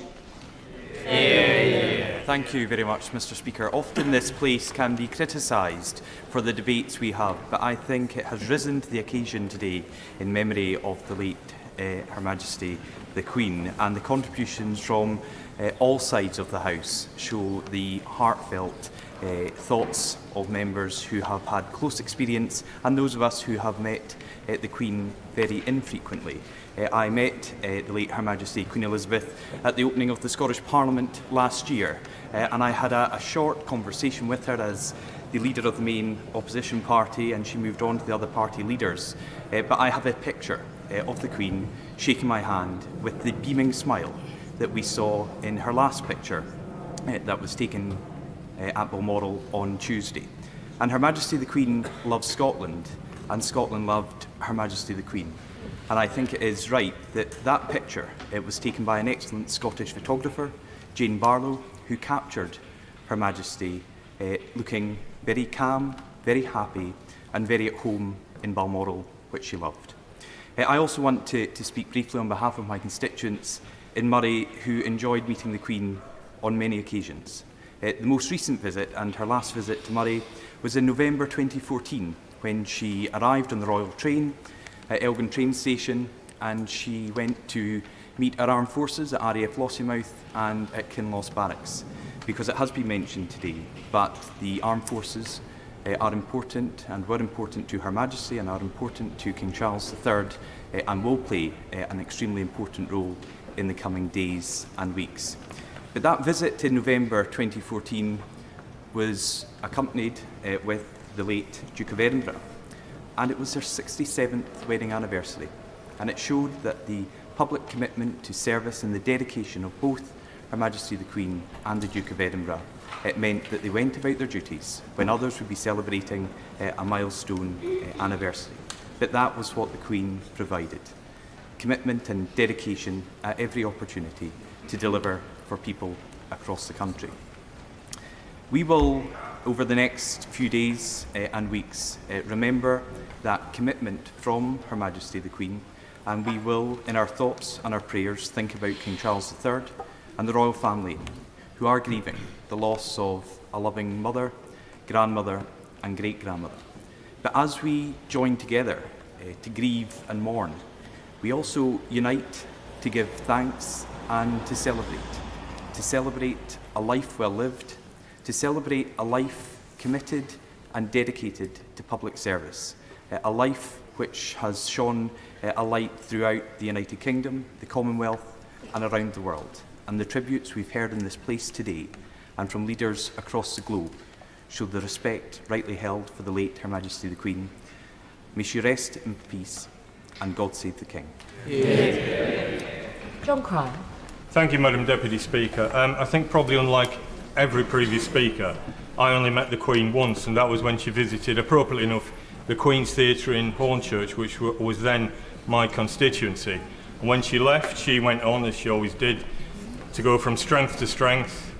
I left to be ejected from Parliament by the voters at the following election, who had slightly different experiences after her visit. As the leader of the Liberal Democrats has said, it's difficult to imagine the world without her, and that's absolutely true. But it's worth remembering something that is very rarely remembered, and that is that in 1936, after the abdication crisis, the monarchy teetered on the brink. And according to most polls at that time, most British voters thought the monarchy might not survive for very long. Now, since 1945, the monarchy has been the most popular institution in Britain and has polled something like 80%. There's no institution that's polled anything like that level of popularity over such a sustained period of time. Now, that's not an accident. It happened for two reasons, both because the Queen and her father, George VI, had that iron dedication to public service, which possibly started in the most spectacular way when George VI decided to remain in London during the war, instead of following the advice to leave London and go elsewhere, perhaps even to Canada, as one advisor told him. That started then, but the second reason is that both George VI and Elizabeth II had an absolutely clear understanding of the constitutional parameters of the role of the monarchy, and neither of them ever strayed outside that role. And in the case of the Queen, despite repeated attempts to pull her into political controversies, including the first one I can remember was in 1974. We had a hung parliament, and there was article after article in the press in those days saying that the Queen should intervene, should pull the parties together, the two big parties, perhaps the three big parties, to form some sort of coalition government, and she refused to do it. And she was absolutely right to refuse to do it. And she was persistent in that all the way through. And that's her great legacy, that the monarchy has survived as that popular institution because she observed those absolutely correct constitutional parameters. And I think we can all hope that if the new king, as I'm sure he will, observes those parameters and has that dedication to public service which he's already demonstrated, he can reunite and draw together a nation which is as bitterly divided as I can remember. Dame Andrea Leadsom. Thank you, Madam Deputy Speaker. Today was strange to wake up to the first day without our much-loved and hugely respected Queen Elizabeth II. There is a sense of personal loss as well as shock. Somehow her long years of service, commitment and duty felt as if they would never come to an end. As one of the older members of my family told me just this morning, things changed so much in her and our lifetime, and sometimes we feel hopelessly out of date and rather uncomfortable. She was our figurehead, and for that we are truly grateful. The Queen's reign was somehow timeless. Listening back this morning to her first televised Christmas broadcast in 1957, and then to her broadcast to the nation during COVID, Queen Elizabeth II proved continuity right from the post-war years through 15 different Prime Ministers, from Sir Winston Churchill to my right honourable friend, the member for South West Norfolk, and to the extraordinary, heartwarming royal digital performances with James Bond and with Paddington Bear. For me, her handbag will now always contain a marmalade sandwich. I always remember being sworn in as a Privy Councillor. It was the same day as my right honourable friend, the member for Uxbridge, and we were given the usual briefing on how you kneel on a footstool with your right hand by your side, your left hand holding a Bible, and my right honourable friend and I looked at each other and we were like, what if you fall off your footstool? And we were told very straight-faced, don't worry, the Queen will find it very amusing, which we didn't find reassuring, but luckily it didn't happen. As Lord President of the Council during the hung Parliament of 2017 to 2019, I had the honour of regular audiences with the Queen ahead of Privy Council meetings. On those occasions, I was always struck by the warmth of the welcome and the frankness of the conversation. The Queen was always interested to hear updates on the progress of legislation and the mood of the House. She was very well informed and also quite challenging at a time of extraordinary events, from Brexit to Donald Trump's visit to behaviour scandals here in Westminster. Once a year, the leaders of the Commons and Lords would be invited to Windsor Castle for lunch with the Queen and Prince Philip. These occasions felt quite overwhelming, but at the same time, after a pre-lunch drink in the sitting room and getting into a conversation about how well the restoration of Windsor Castle was presided over by Prince Philip compared to our own efforts to restore the Palace of Westminster, Baroness Evans of Bowes Park and I were very soon distracted as we sought to defend the indefensible. A happy memory for me is going to Sandringham for Privy Council 1 January, with log fires burning and the Queen's corgis pottering around. I recall the Queen saying what a very busy Christmas she'd had, and I suggested, well, at least her family don't need to pause Christmas lunch for the Queen's speech. At which she told me they most certainly did. As for all of us, her family would pause lunch and watch the Queen's speech, and Princess Charlotte had run over to the TV screen and said, look, there's Gangan. Very heartwarming. At each of the audiences, it would strike me anew that Privy Council meetings were just one of the many daily duties of the Queen, and that her cheerfulness and her twinkling eyes were always a constant. Truly, she was a monarch who put the comfort of others above herself, and she never faltered in her promise to spend her life devoted to service. And as we've prayed every day sitting in this place, that Queen Elizabeth I may always incline to thy will and walk in thy way, so I believe we can now pray with confidence that after this life she may attain everlasting joy and felicity through Jesus Christ our Lord. Queen Elizabeth II spent her life building relationships in our nation, our Commonwealth, and across the world. In her achievements, we can all take comfort and know that as the crown passes to our new King, we will have the example of her legacy to unite us in loyal allegiance to her successor, King Charles III. God save the King. Dame Angela Eagle. Thank you very much, Madam Deputy Speaker, and it's an honour to pay a tribute to Her late Majesty Queen Elizabeth II on behalf of my constituents in Wallasey, who are in shock and mourning today. One of the things that strikes everyone contemplating this sad news is the sheer span of the length of time of her reign, the longest ever reign in UK history. Someone who lived through an era of profound upheaval and change, but who represented continuity and certainty amidst the tumult. When she was born, it's hard to remember that in 1926 only 10 women had ever been elected into this place, into this House of Commons. And at that time, women did not exercise the vote on the same terms as men. Thankfully, that has now changed, though I always say that work to achieve equality is never done. But she, as the Mother of the House said earlier, led just by example. She led by being. She demonstrated, as our head of state, who was clearly, obviously, a woman and a wife and a mother, how possible it was even if that had been granted to her by fate, by destiny, to combine the roles of the pressure that she had on her with a family life. Her coronation was the first to be televised. Now the monarchy has a presence on social media platforms seen by billions. Her reign has seen the transition from empire to Commonwealth, from conflict to peace in Northern Ireland, but also from complacency to climate emergency, which demonstrates to all of us that we have much to do and many problems to confront us. The values she personified are clear and have been clear from the comments in this House. Utter commitment to public service and duty. A woman who dedicated her life to the service of our nation.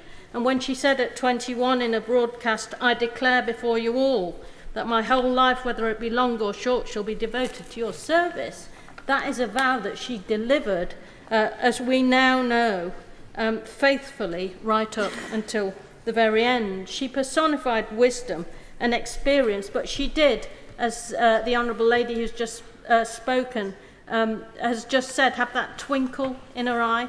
Whenever you were waiting in line to meet Her Majesty, you could see the twinkle and it put you at ease. She first visited Wirral in 1957, but during my time in this House, she first came to Birkenhead when she opened the Europa Pool in 1996, and finally came to Wallasey for the second time in 2011 to open the newly rebuilt floral pavilion in New Brighton. Thousands upon thousands of official duties, many thousands of my constituents looked forward to her visits and have fond memories of them. She was always interested, always engaging, and always smiling and reassuring when she interacted with people who lined the routes to see her on these fantastic occasions. So her loss will be mourned. It's a terrible but inevitable loss. She left us in a place where we know we can survive the transition because of the strength she gave to the institution. So may she rest in peace, Madam Deputy Speaker. And we all wish the greatest condolences to the royal family who are going through such terrible loss now. And we look forward to supporting the new king as much as we've supported our now sadly lost Queen Elizabeth II. Javid. It's a pleasure to follow the Right Honourable Lady. Madam Deputy Speaker, I'm filled with great sadness as I rise to pay tribute to the life and the memory of Her late Majesty Queen Elizabeth II. Our thoughts are with the royal family and who have lost a mother, a grandmother, and of course a great-grandmother. Her Majesty lived an extraordinary life of service, and the touching tributes that we have already heard from Right Honourable and Honourable members so far, along with the outpouring of emotion from across the world, including from my own constituents in Bromsgrove District, reflect the deep affection and love in which she was held. For over 7 decades, she was a source of our strength and comfort, a representative of our closest held values and beliefs, a defender of faith, and an embodiment of the very best of public service and duty. She was our North Star, a symbol of strength in difficult times. To put it simply, she was our Queen. Right Honourable and Honourable members, many have shared their times of when they were privileged to meet Her late Majesty. And I was able to do so on many occasions, and I always welcomed the huge wisdom she would share, the advice, and of course the good humour. I will never forget during the occasion of the final Privy Council meeting of 2017, as the formalities ended, Her Majesty suddenly said, "Gin and tonic, anybody?" and proceeded to press a buzzer.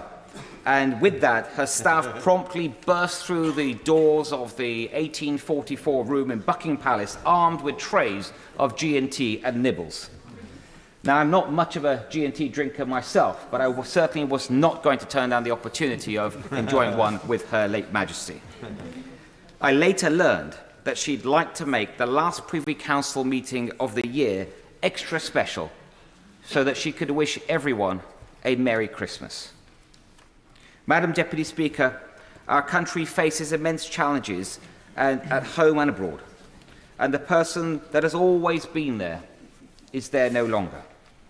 However, in the wake of this terrible loss, it is an opportunity for parliamentarians from across this House to renew their commitment to the values that were embodied by Her late Majesty: public service, duty, the national interest. If we can leave this place having achieved but the smallest fraction of what Her late Majesty achieved, our country would be the better for it. After a lifetime of service, Her late Majesty is now at rest. May she rest in peace, and God save the King. Lystafel Roberts. Diolch yn fawr iawn, Dirprwy Lefarydd. And on behalf of Plaid Cymru, I would like to offer my sincerest sympathies and condolences to Her Majesty the Queen's children and her extended family as they come to terms with their grief. Queen Elizabeth II has been a constant presence throughout all our lives. She stood as a figure of stability in a world that is changing at a rapid and sometimes frightening pace. The loss of the continuity that Her Majesty embodied is a source of sorrow and anxiety for people across the world. Up to her final days, she conducted her duties with an extraordinary dedication that has been an inspiration for so many of us. Her values of duty, service, reconciliation and forgiveness are values that the people of Wales hold very dear. In Wales, we respect people who embody that sense of dedication to society and to public service, who put their public duty first. Her Majesty the Queen personified that duty for so many people for so many years. And Her Majesty had a canny ability to put people at ease in the midst of palace formality. When I was fortunate to be appointed to the Privy Council 3 years ago, I remember being nervous, being intimidated by the protocols and the rules that govern interactions with the royal family. Your mind, as it would do, tots up an infinite checklist of everything that could possibly go wrong. And what struck me was something she said. She said, "You may well be worrying that you'll do something wrong or in the wrong order. Don't worry. Whatever could possibly go wrong, I've seen it all before. There's nothing that you could do that would shock me now." Even among all the pomp and ceremony, there was that characteristic warmth and courtesy to the Queen. And Her Majesty was a magnificent role model for older women across the world. Historically, of course, older women have disappeared from public life. The Queen was a constant, visible figure throughout the 70 years of her reign. From historic buildings and charities to football, she always showed an interest in Wales. People of all walks of Welsh life have been touched by the Queen's keen interest and constant support of Welsh organisations. She attended every official opening of the Senedd and showed due respect for Wales's nationhood and our growing democracy. She was patron to organisations as diverse as the Royal Welsh Agricultural Society, the Football Association of Wales, Cardiff Royal Infirmary and the Welsh Pony and Cob Society. Her love of horses, from thoroughbreds to native ponies, shone through. You see it in those sparkling smiles. Everyone in public life knows you have a public smile, but the photos with the horses, that was her real smile.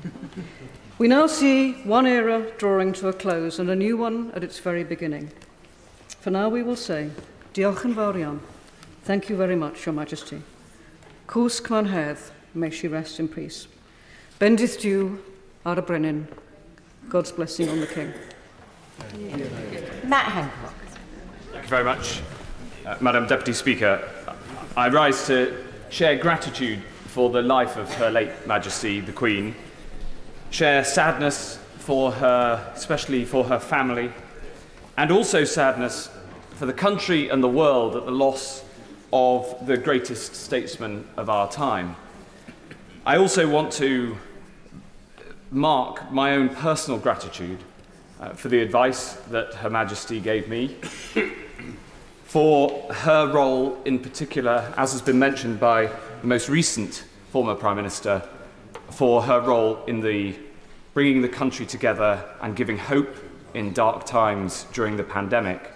And I'd also add for taking the rare step of going public with her health status when declaring that she'd taken a vaccination and showing further leadership.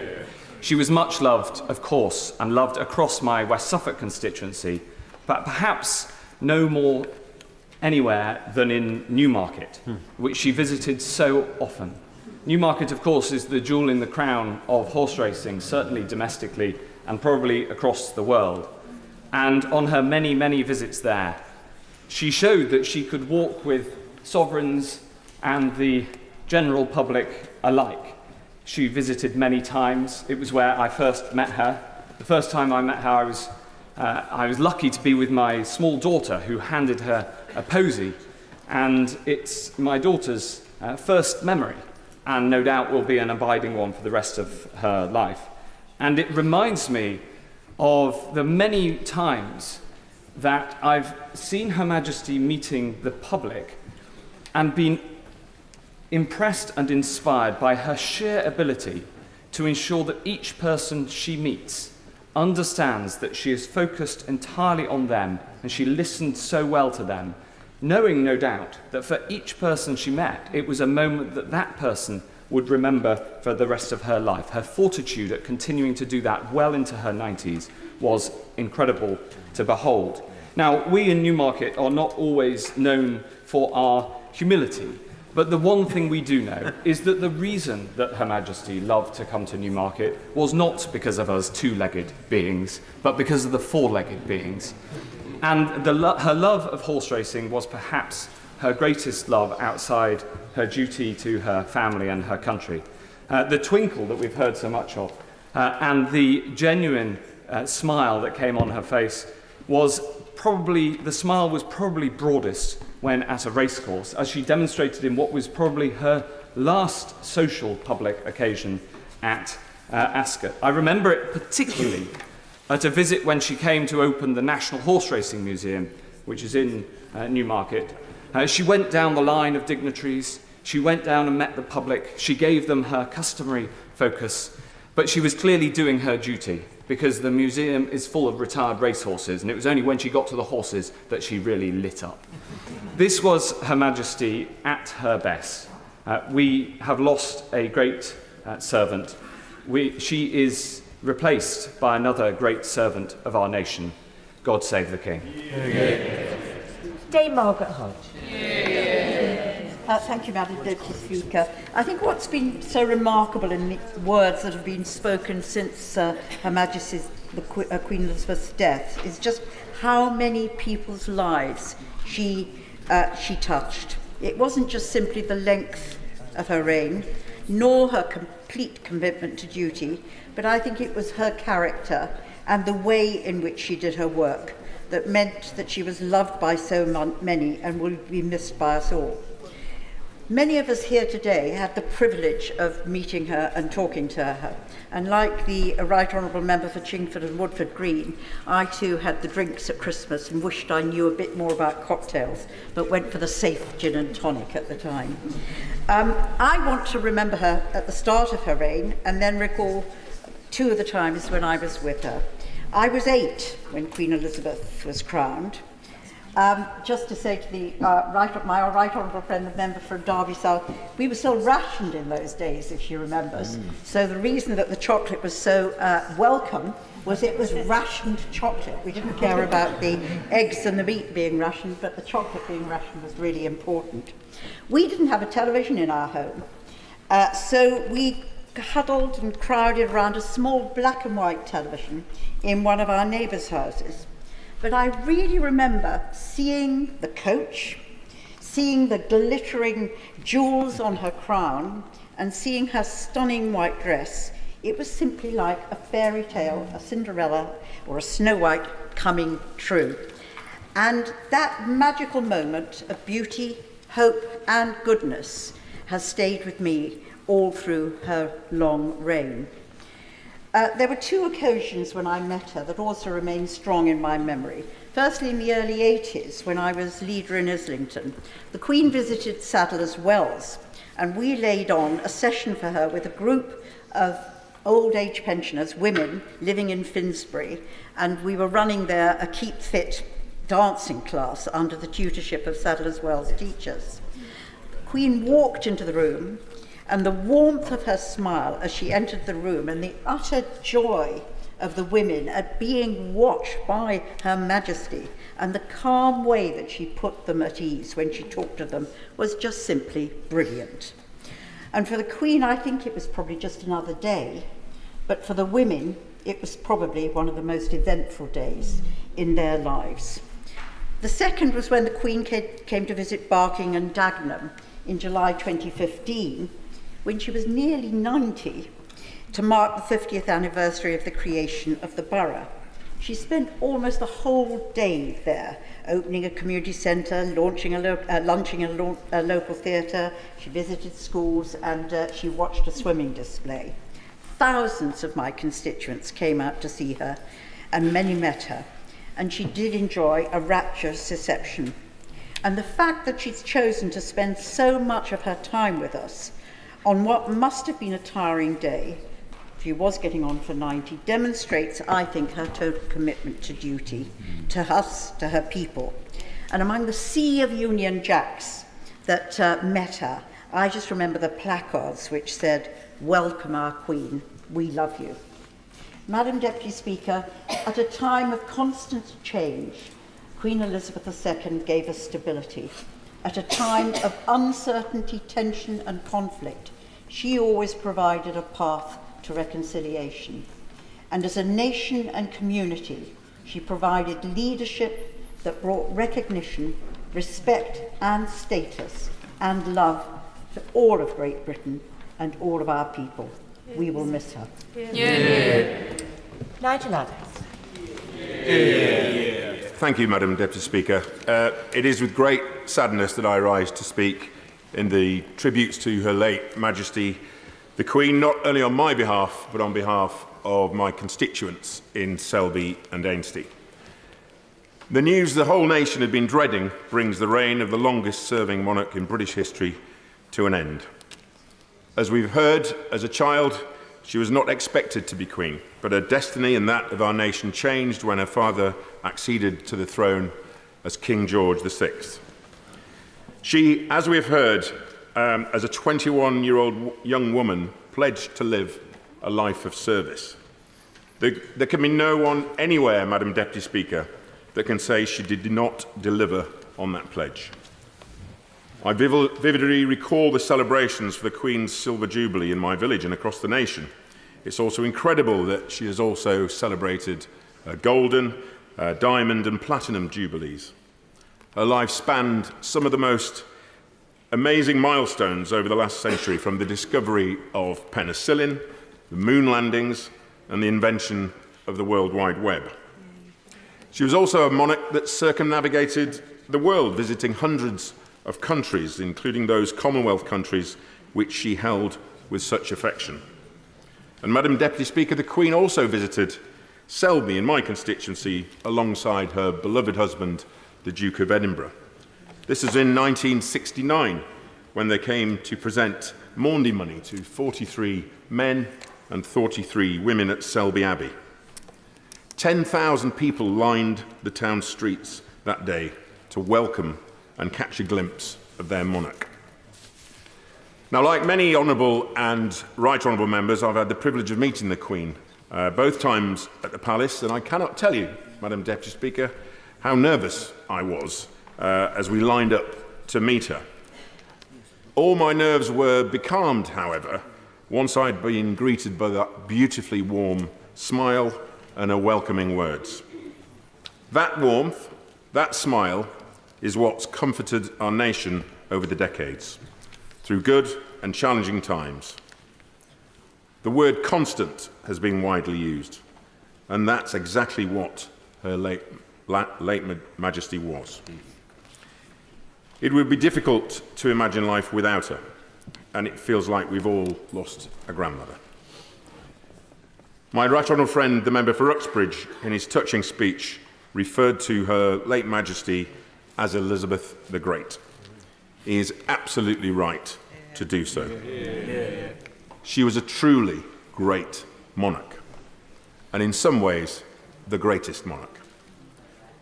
Her late Majesty was also a mother, grandmother, and great-grandmother, and my thoughts and prayers are with her family, especially with King Charles III, who succeeds her to the throne. And as my right honourable friend has also said, it is a tribute to her that we can say with great confidence, God save the King. Yeah. Madam Deputy Speaker, we owe Her late Majesty a great debt of gratitude. May God bless her and keep her. May she rest in peace. And if I may paraphrase a small bear from darkest Peru, Ma'am, thank you for everything. Colm Eastwood. Thank you, Madam Deputy Speaker. The warm tributes that have already been paid to Queen Elizabeth II by honourable and right honourable members today tell their own story about the great respect and deep affection that so many from such diverse and different backgrounds had for her. It is an affection and a respect that transcends mere political difference and speaks to her position as a leader and an example of public service. As others have already said, the Queen was one of the most consequential civic figures of the last century. As political leaders came and went, as public opinion ebbed and flowed, she remained a constant, an unyielding and limitless source of strength and comfort for her people in times of national pride and sorrow. The scale of her reign, lasting more than 70 years, spanned the embers of conflict following the Second World War to the peace process between our islands and our peoples. During that time, she forged a legacy that will outlast all of us here. But I hope that lays the foundation for enduring relations between these islands, in spite of the challenges we now face. As leader of the SDLP, I had cause to meet with Queen Elizabeth on a number of occasions. Believe me when I say this, it is difficult to think of two people more divorced from each other in terms of background and aspiration. But in any dealings I had with her, I can only recount a person of great warmth, character, and an enduring passion for the interests and needs of people. That, I think, is the reason for the longevity of our support among the British people. But as a leader of Irish nationalism, I want to place on record my deep appreciation and respect for the Queen's role in forging new bonds of friendship between our islands and between our people. It is also easy to forget now, but she was also a victim of the conflict that the people of these islands were subjected to for 40 long years. I know that the murder of her cousin Lord Mountbatten in Mullaghmore in August 1979 had a profound effect on her and on her extended family. She experienced the sharp pain of loss, but in common with the people of Ireland, she took risks for peace and played an enormous role in reconciling the traditions that share our islands. At no time was this more visible than during her 2011 visit to Ireland.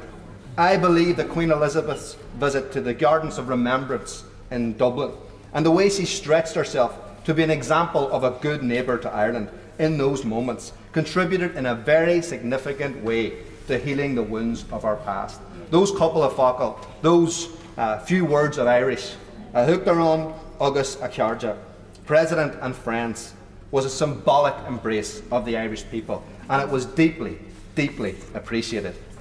The blessings of a long life doesn't make the burden of saying goodbye any lighter. My sincerest condolences are with the Queen's immediate family, with right honourable and honourable members here today, and most particularly with those in Northern Ireland for whom she held a cherished place in their lives and in their hearts. I know how difficult it is to lose your hero, but there is comfort in the lasting legacy that she will leave, having helped shape our common history. The story of our peoples is fundamentally and inseparably intertwined. We all live in each other's shadow. I hope that we continue to build on the legacy that Queen Elizabeth II helped forge. May she rest in peace. Order, just a reminder that the Speaker's guidance was 3 minutes in order to be able to get in as many people as possible. David Jones. Thank you, Madam Deputy Speaker. And as other right honourable and honourable members have mentioned, it is impossible for virtually all of us and our constituents to remember a time when Her Majesty the Queen was not there. I was born a matter of weeks after she acceded to the throne, and throughout my life, and indeed all our lives, hers has been a continuous, reassuring presence, providing wise guidance for the country through good times and bad. She was both an anchor and a lodestone for our nation, and it is indeed hard to contemplate life without her. For 7 decades, she was there for us, and I think that many of us thought that she always would be. She had a rare, innate ability to generate affection, respect, and loyalty, not only from the people of this country, but from countless millions throughout the Commonwealth and beyond.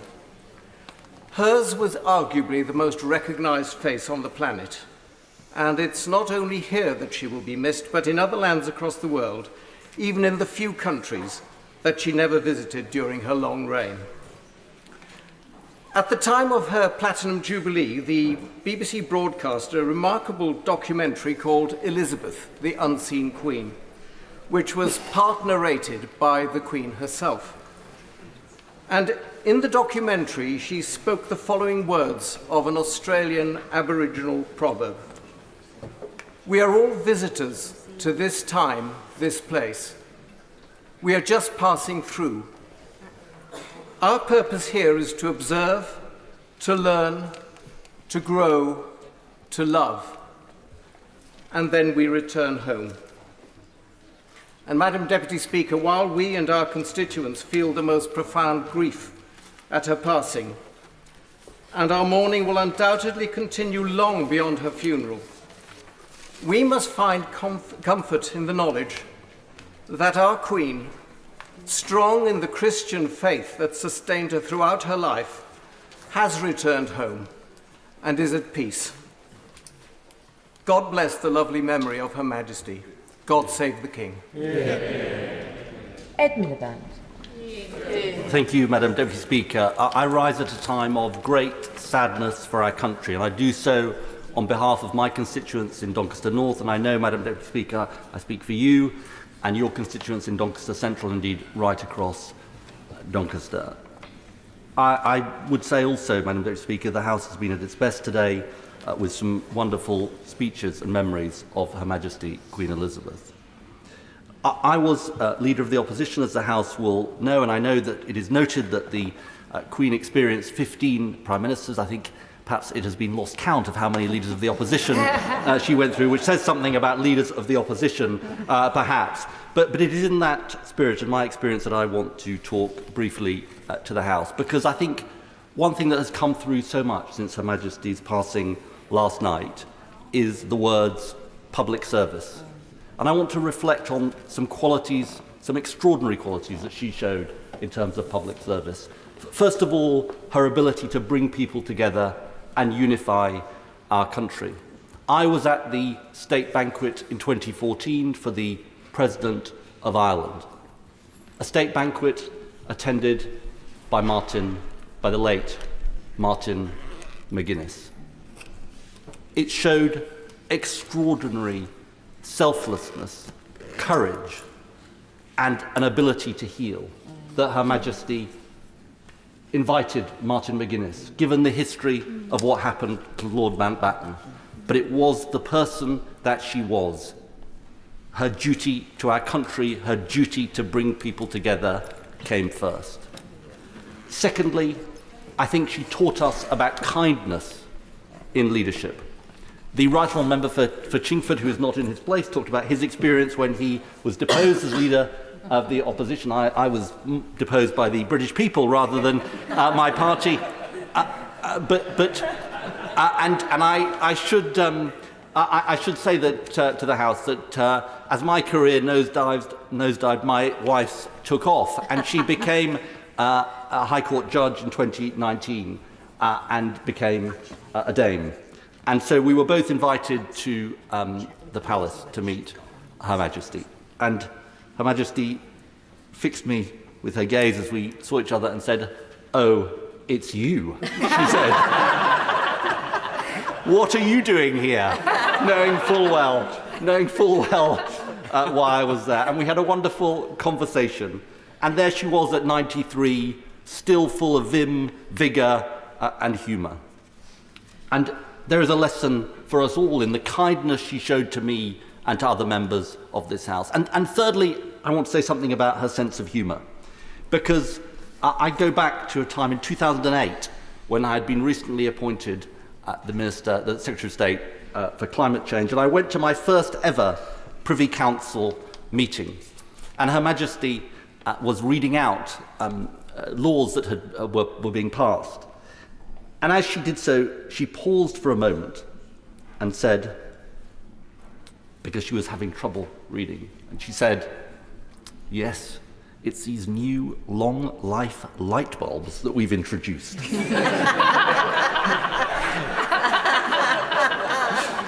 And she fixed me with a beady gaze and a twinkle in her eye, and I smiled. And that was a sense of humour that she showed.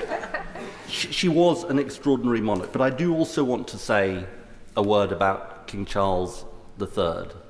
And here, again, I speak on behalf of my constituents.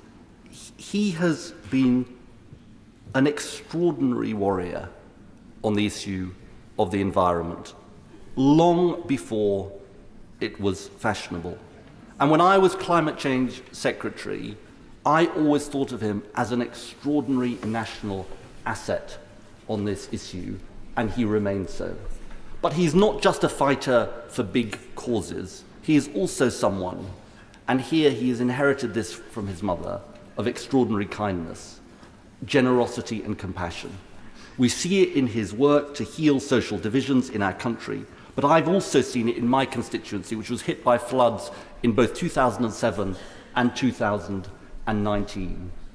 And on both occasions, including on the first, when part of my constituency was still underwater, King Charles III came to see us, to see my constituents, to talk to them, to be with them, including on the second occasion, just before Christmas, because he knew that his presence at this time of anguish and grief and anxiety for my constituents would make an enormous difference to them.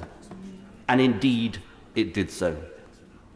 I say to the House, we have lost an extraordinary monarch who has had an extraordinary and distinguished reign for 7 decades. She is followed by someone who I know will live up to all of the hopes of our country, will bring that same sense of unity, that sense of compassion, and that sense of public service. Long live the King. Chris Crayley. Madam Deputy Speaker, I'm very grateful to be able to participate in this solemn occasion, one that we all knew would happen, but one we all really in our heart of hearts hoped wouldn't. It is a day of mourning for all of us individually, for us collectively as a House, and for the whole nation. And not just the whole nation. I was struck last night to see a picture of an American baseball diamond with the teams lined up in a minute's silence in recognition of the loss of the Queen. And of course she was a global figure. I remember when I hosted the Global Law Summit in 2015, and the Queen very kindly hosted a reception at the Palace. The US Justice Secretary, a powerful man in that country, coming up to me after he'd been introduced to the Queen, going, "I feel like a 9-year-old, it's just amazing, I'm here, it's extraordinary." And that's what the world thinks of her, thought of her, and that's why they will all be mourning with us now. And I have a particular reason for mourning, 2 reasons actually.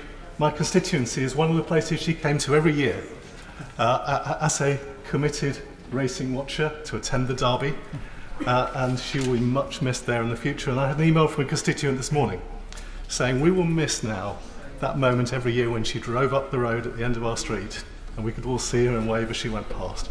She'll be missed by everybody in Epsom. But I'll particularly miss her because I had the privilege of serving for 5 years, first as her Lord Chancellor and then as Lord President of her Council. And in those 2 roles, one gets to spend not as much time as the Prime Minister, but a considerable amount of time with her. And she was an extraordinary, welcoming, kind, smart person.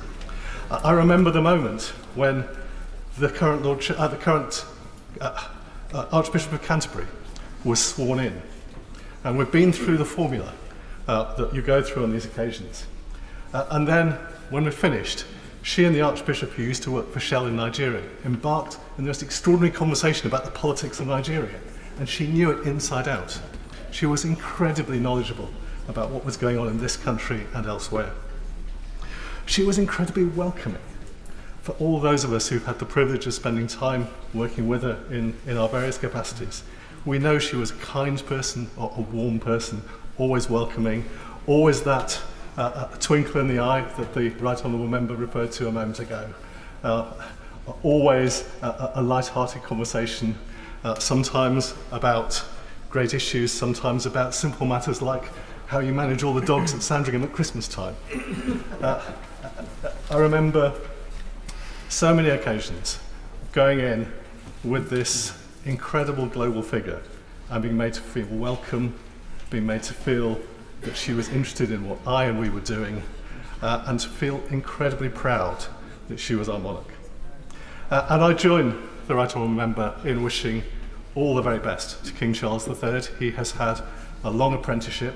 He will, I believe, be a great monarch, and I know everyone in this House will wish him all the very best for what is a very difficult time for him. We'll also want to extend their condolences to all members of the royal family who've lost their grandmother and their great-grandmother. It is a very sad occasion for them. But I particularly today think back to one conversation I had with her. We were, before a Privy Council meeting, talking about the way technology is changing the world. And I said, you know, it's extraordinary. The world's changing so fast. Who knows where we'll be in 30 years' time? And she said, the only thing I know is I won't be there. And sadly, Madam Deputy Speaker, she isn't, and we will miss her. Hilary Benn. Thank you very much indeed, Madam Deputy Speaker. I rise on behalf of my constituents in Leeds Central as we together mourn the Queen's passing, offer our heartfelt condolences to His Majesty the King and to the royal family on their private grief borne so publicly, and to mark an extraordinary life. It was at my first meeting of the Privy Council that I came to understand that the Queen was determined that things should be done correctly. We were waiting outside the door, and one of the footmen opened it to see what was going on, and as he closed it, he turned to his colleague and said, "She's moving the footstools again." To which he received the reply, "She's the Queen. If she wants to move the footstools, she can move the footstools." Now, hers was a life that above all else embodied constancy. We have known no other, and we feel the Queen's passing so keenly precisely because she was always here. Her devotion to duty, to service, and to representing our country ran like an unbroken thread through the decades and through each of our lives. Like the passing of time and the changing of the seasons, she was always here. And although, as we have heard, so many things changed during her reign, she did not change. Above the noisy clamour of politics and public debate, she carried on and showed us what service means, carried out with grace and with humour. And now the day has come, as we long feared but knew it would, that she is no longer here, and as the people of Leeds and of Yorkshire and of the country come to terms with their deep sense of loss at this moment in the history of our nation, our United Kingdom, let us give thanks for her uniquely long and well-lived life. And just as faith, hope and love abide, so will our memories of the Queen, her constancy, her service, and her profound sense of duty. Thank you for everything that you did, Ma'am, and may you rest in peace eternal. Andrew Stevenson. Thank you, Madam Deputy Speaker. I had the very great privilege of serving as the Vice Chamberlain of Her Majesty's household between July 2018 and April 2019, a role and a title given to the fourth most senior government whip. It's a role that the Right Honourable Member for Derby South spoke about earlier in her fantastic contribution. It's a role that most Honourable and Right Honourable Members don't know even exists, apart from when they see one of the government whips stood at the bar of the House wearing a tailcoat and carrying what appears to be a snooker cue. It's also a role that only people hear about when they realise that somebody has to be held hostage at the palace before Her Majesty would come to Parliament for the state opening. However, the role is much more than that, in that alongside your day-to-day activities in the Whip's office, you would write a daily note to Her Majesty, keeping her updated with parliamentary business, giving her all the gossip, and then going to Parliament to discuss those matters. I'm just very glad that, unlike the Right Honourable Member for Derby South, the Chief Whip nor the Prime Minister ever read my notes. Given my period in office coincided with some of the most acrimonious Brexit debates, a confidence vote in our Prime Minister, my Right Honourable friend the Member for Maidenhead, and the 2019 vote of confidence, there are very few issues Her Majesty and I have not discussed. Indeed, my final week in office as the Vice-Chamberlain included nude protesters gluing themselves to the glass in the public gallery and the chamber being suspended after water started pouring through the ceiling into the press gallery. Perhaps it was quite symbolic as to how broken our Parliament was at that time. However, despite this being an immensely stressful and politically charged period, on every occasion I met Her Majesty, I found her calm, warm and reassuring. Like all who have spoken today, I was struck by her interest in current events and her lifelong service to our nation. As our longest reigning monarch and the world's longest serving head of state, she had an incredible insight into current affairs and was a great symbol of continuity in a rapidly changing world. I remember vividly a discussion we had about the online abuse that many members across the House face on social media. Her Majesty recalled a conversation she'd had with Sir Tim Berners-Lee, the inventor of the World Wide Web, and talked knowledgeably about the subject, despite social media being something most people in the 90s wouldn't know or care anything about. We also discussed interviews that she'd watched on the BBC News at 10 the night before, demonstrating that Her Majesty's desire to stay on top of current affairs stretched well beyond the papers she received in her daily red box. All these meetings took place with Her Majesty standing throughout and were often sandwiched between multiple other official engagements that she was undertaking. I last met Her Majesty the Queen on the 19th of July at her last ever Privy Council meeting, when I was sworn into the Privy Council and presented with a Bible which I carry with me today. I believe that made me the 1,336th person and final person to be sworn into Her late Majesty's Privy Council. It is an incredible honour as a minister for the past 5 years to get to meet a remarkable, caring, informed and witty monarch who's overseen huge change during her reign but never stopped working day in, day out for our country. And it is an incredible honour for me as a Lancastrian MP to see the love felt towards Her Majesty Duke of Lancaster by so many of my constituents in Pendle, who I will be joining with in remembering and celebrating her life over this period of national mourning. May she rest in peace, and God save the King. Yeah. Drew Hendry. Thank you, Madam Deputy Speaker. I never had the pleasure of meeting the late Queen personally, but I have met her son, the new King, on several occasions, and I can testify personally to his deep love for the Highlands. And I know that my constituents in Inverness, Nairn, Badenoch and Strathspey will want to join me in holding him in our thoughts as he deals with this most personal of losses, that of his mother. But of course, as we know, the late Queen was also a grandmother and a great-grandmother, and she acceded to the throne as a young woman at the age of 25 and was an inspiration and icon for many young women, and as we've also heard this morning, became an inspiration and an icon for many older women too. She was someone, as we can see from the tributes internationally, who was respected and admired far and wide. The vast majority of my constituents, whether they be monarchists or Republican or anything in between, have never known a time when she was not our head of state. Our sympathy goes to her family and all of those who are so deeply affected by her passing. Sir Bernard Jenkins. Thank you, Madam Deputy Speaker. And on behalf of the constituents of Harwich and North Essex, I rise to pay tribute to Her late Majesty, whose whole life was the greatest example of public service we shall ever witness, whose kind heart, sharp intellect, huge wisdom was such a gift to the nation, and who had love in her soul for everyone and a serenity which even now calms the nation in these troubled times. She inspired so many good causes. I single out one, the Commonwealth.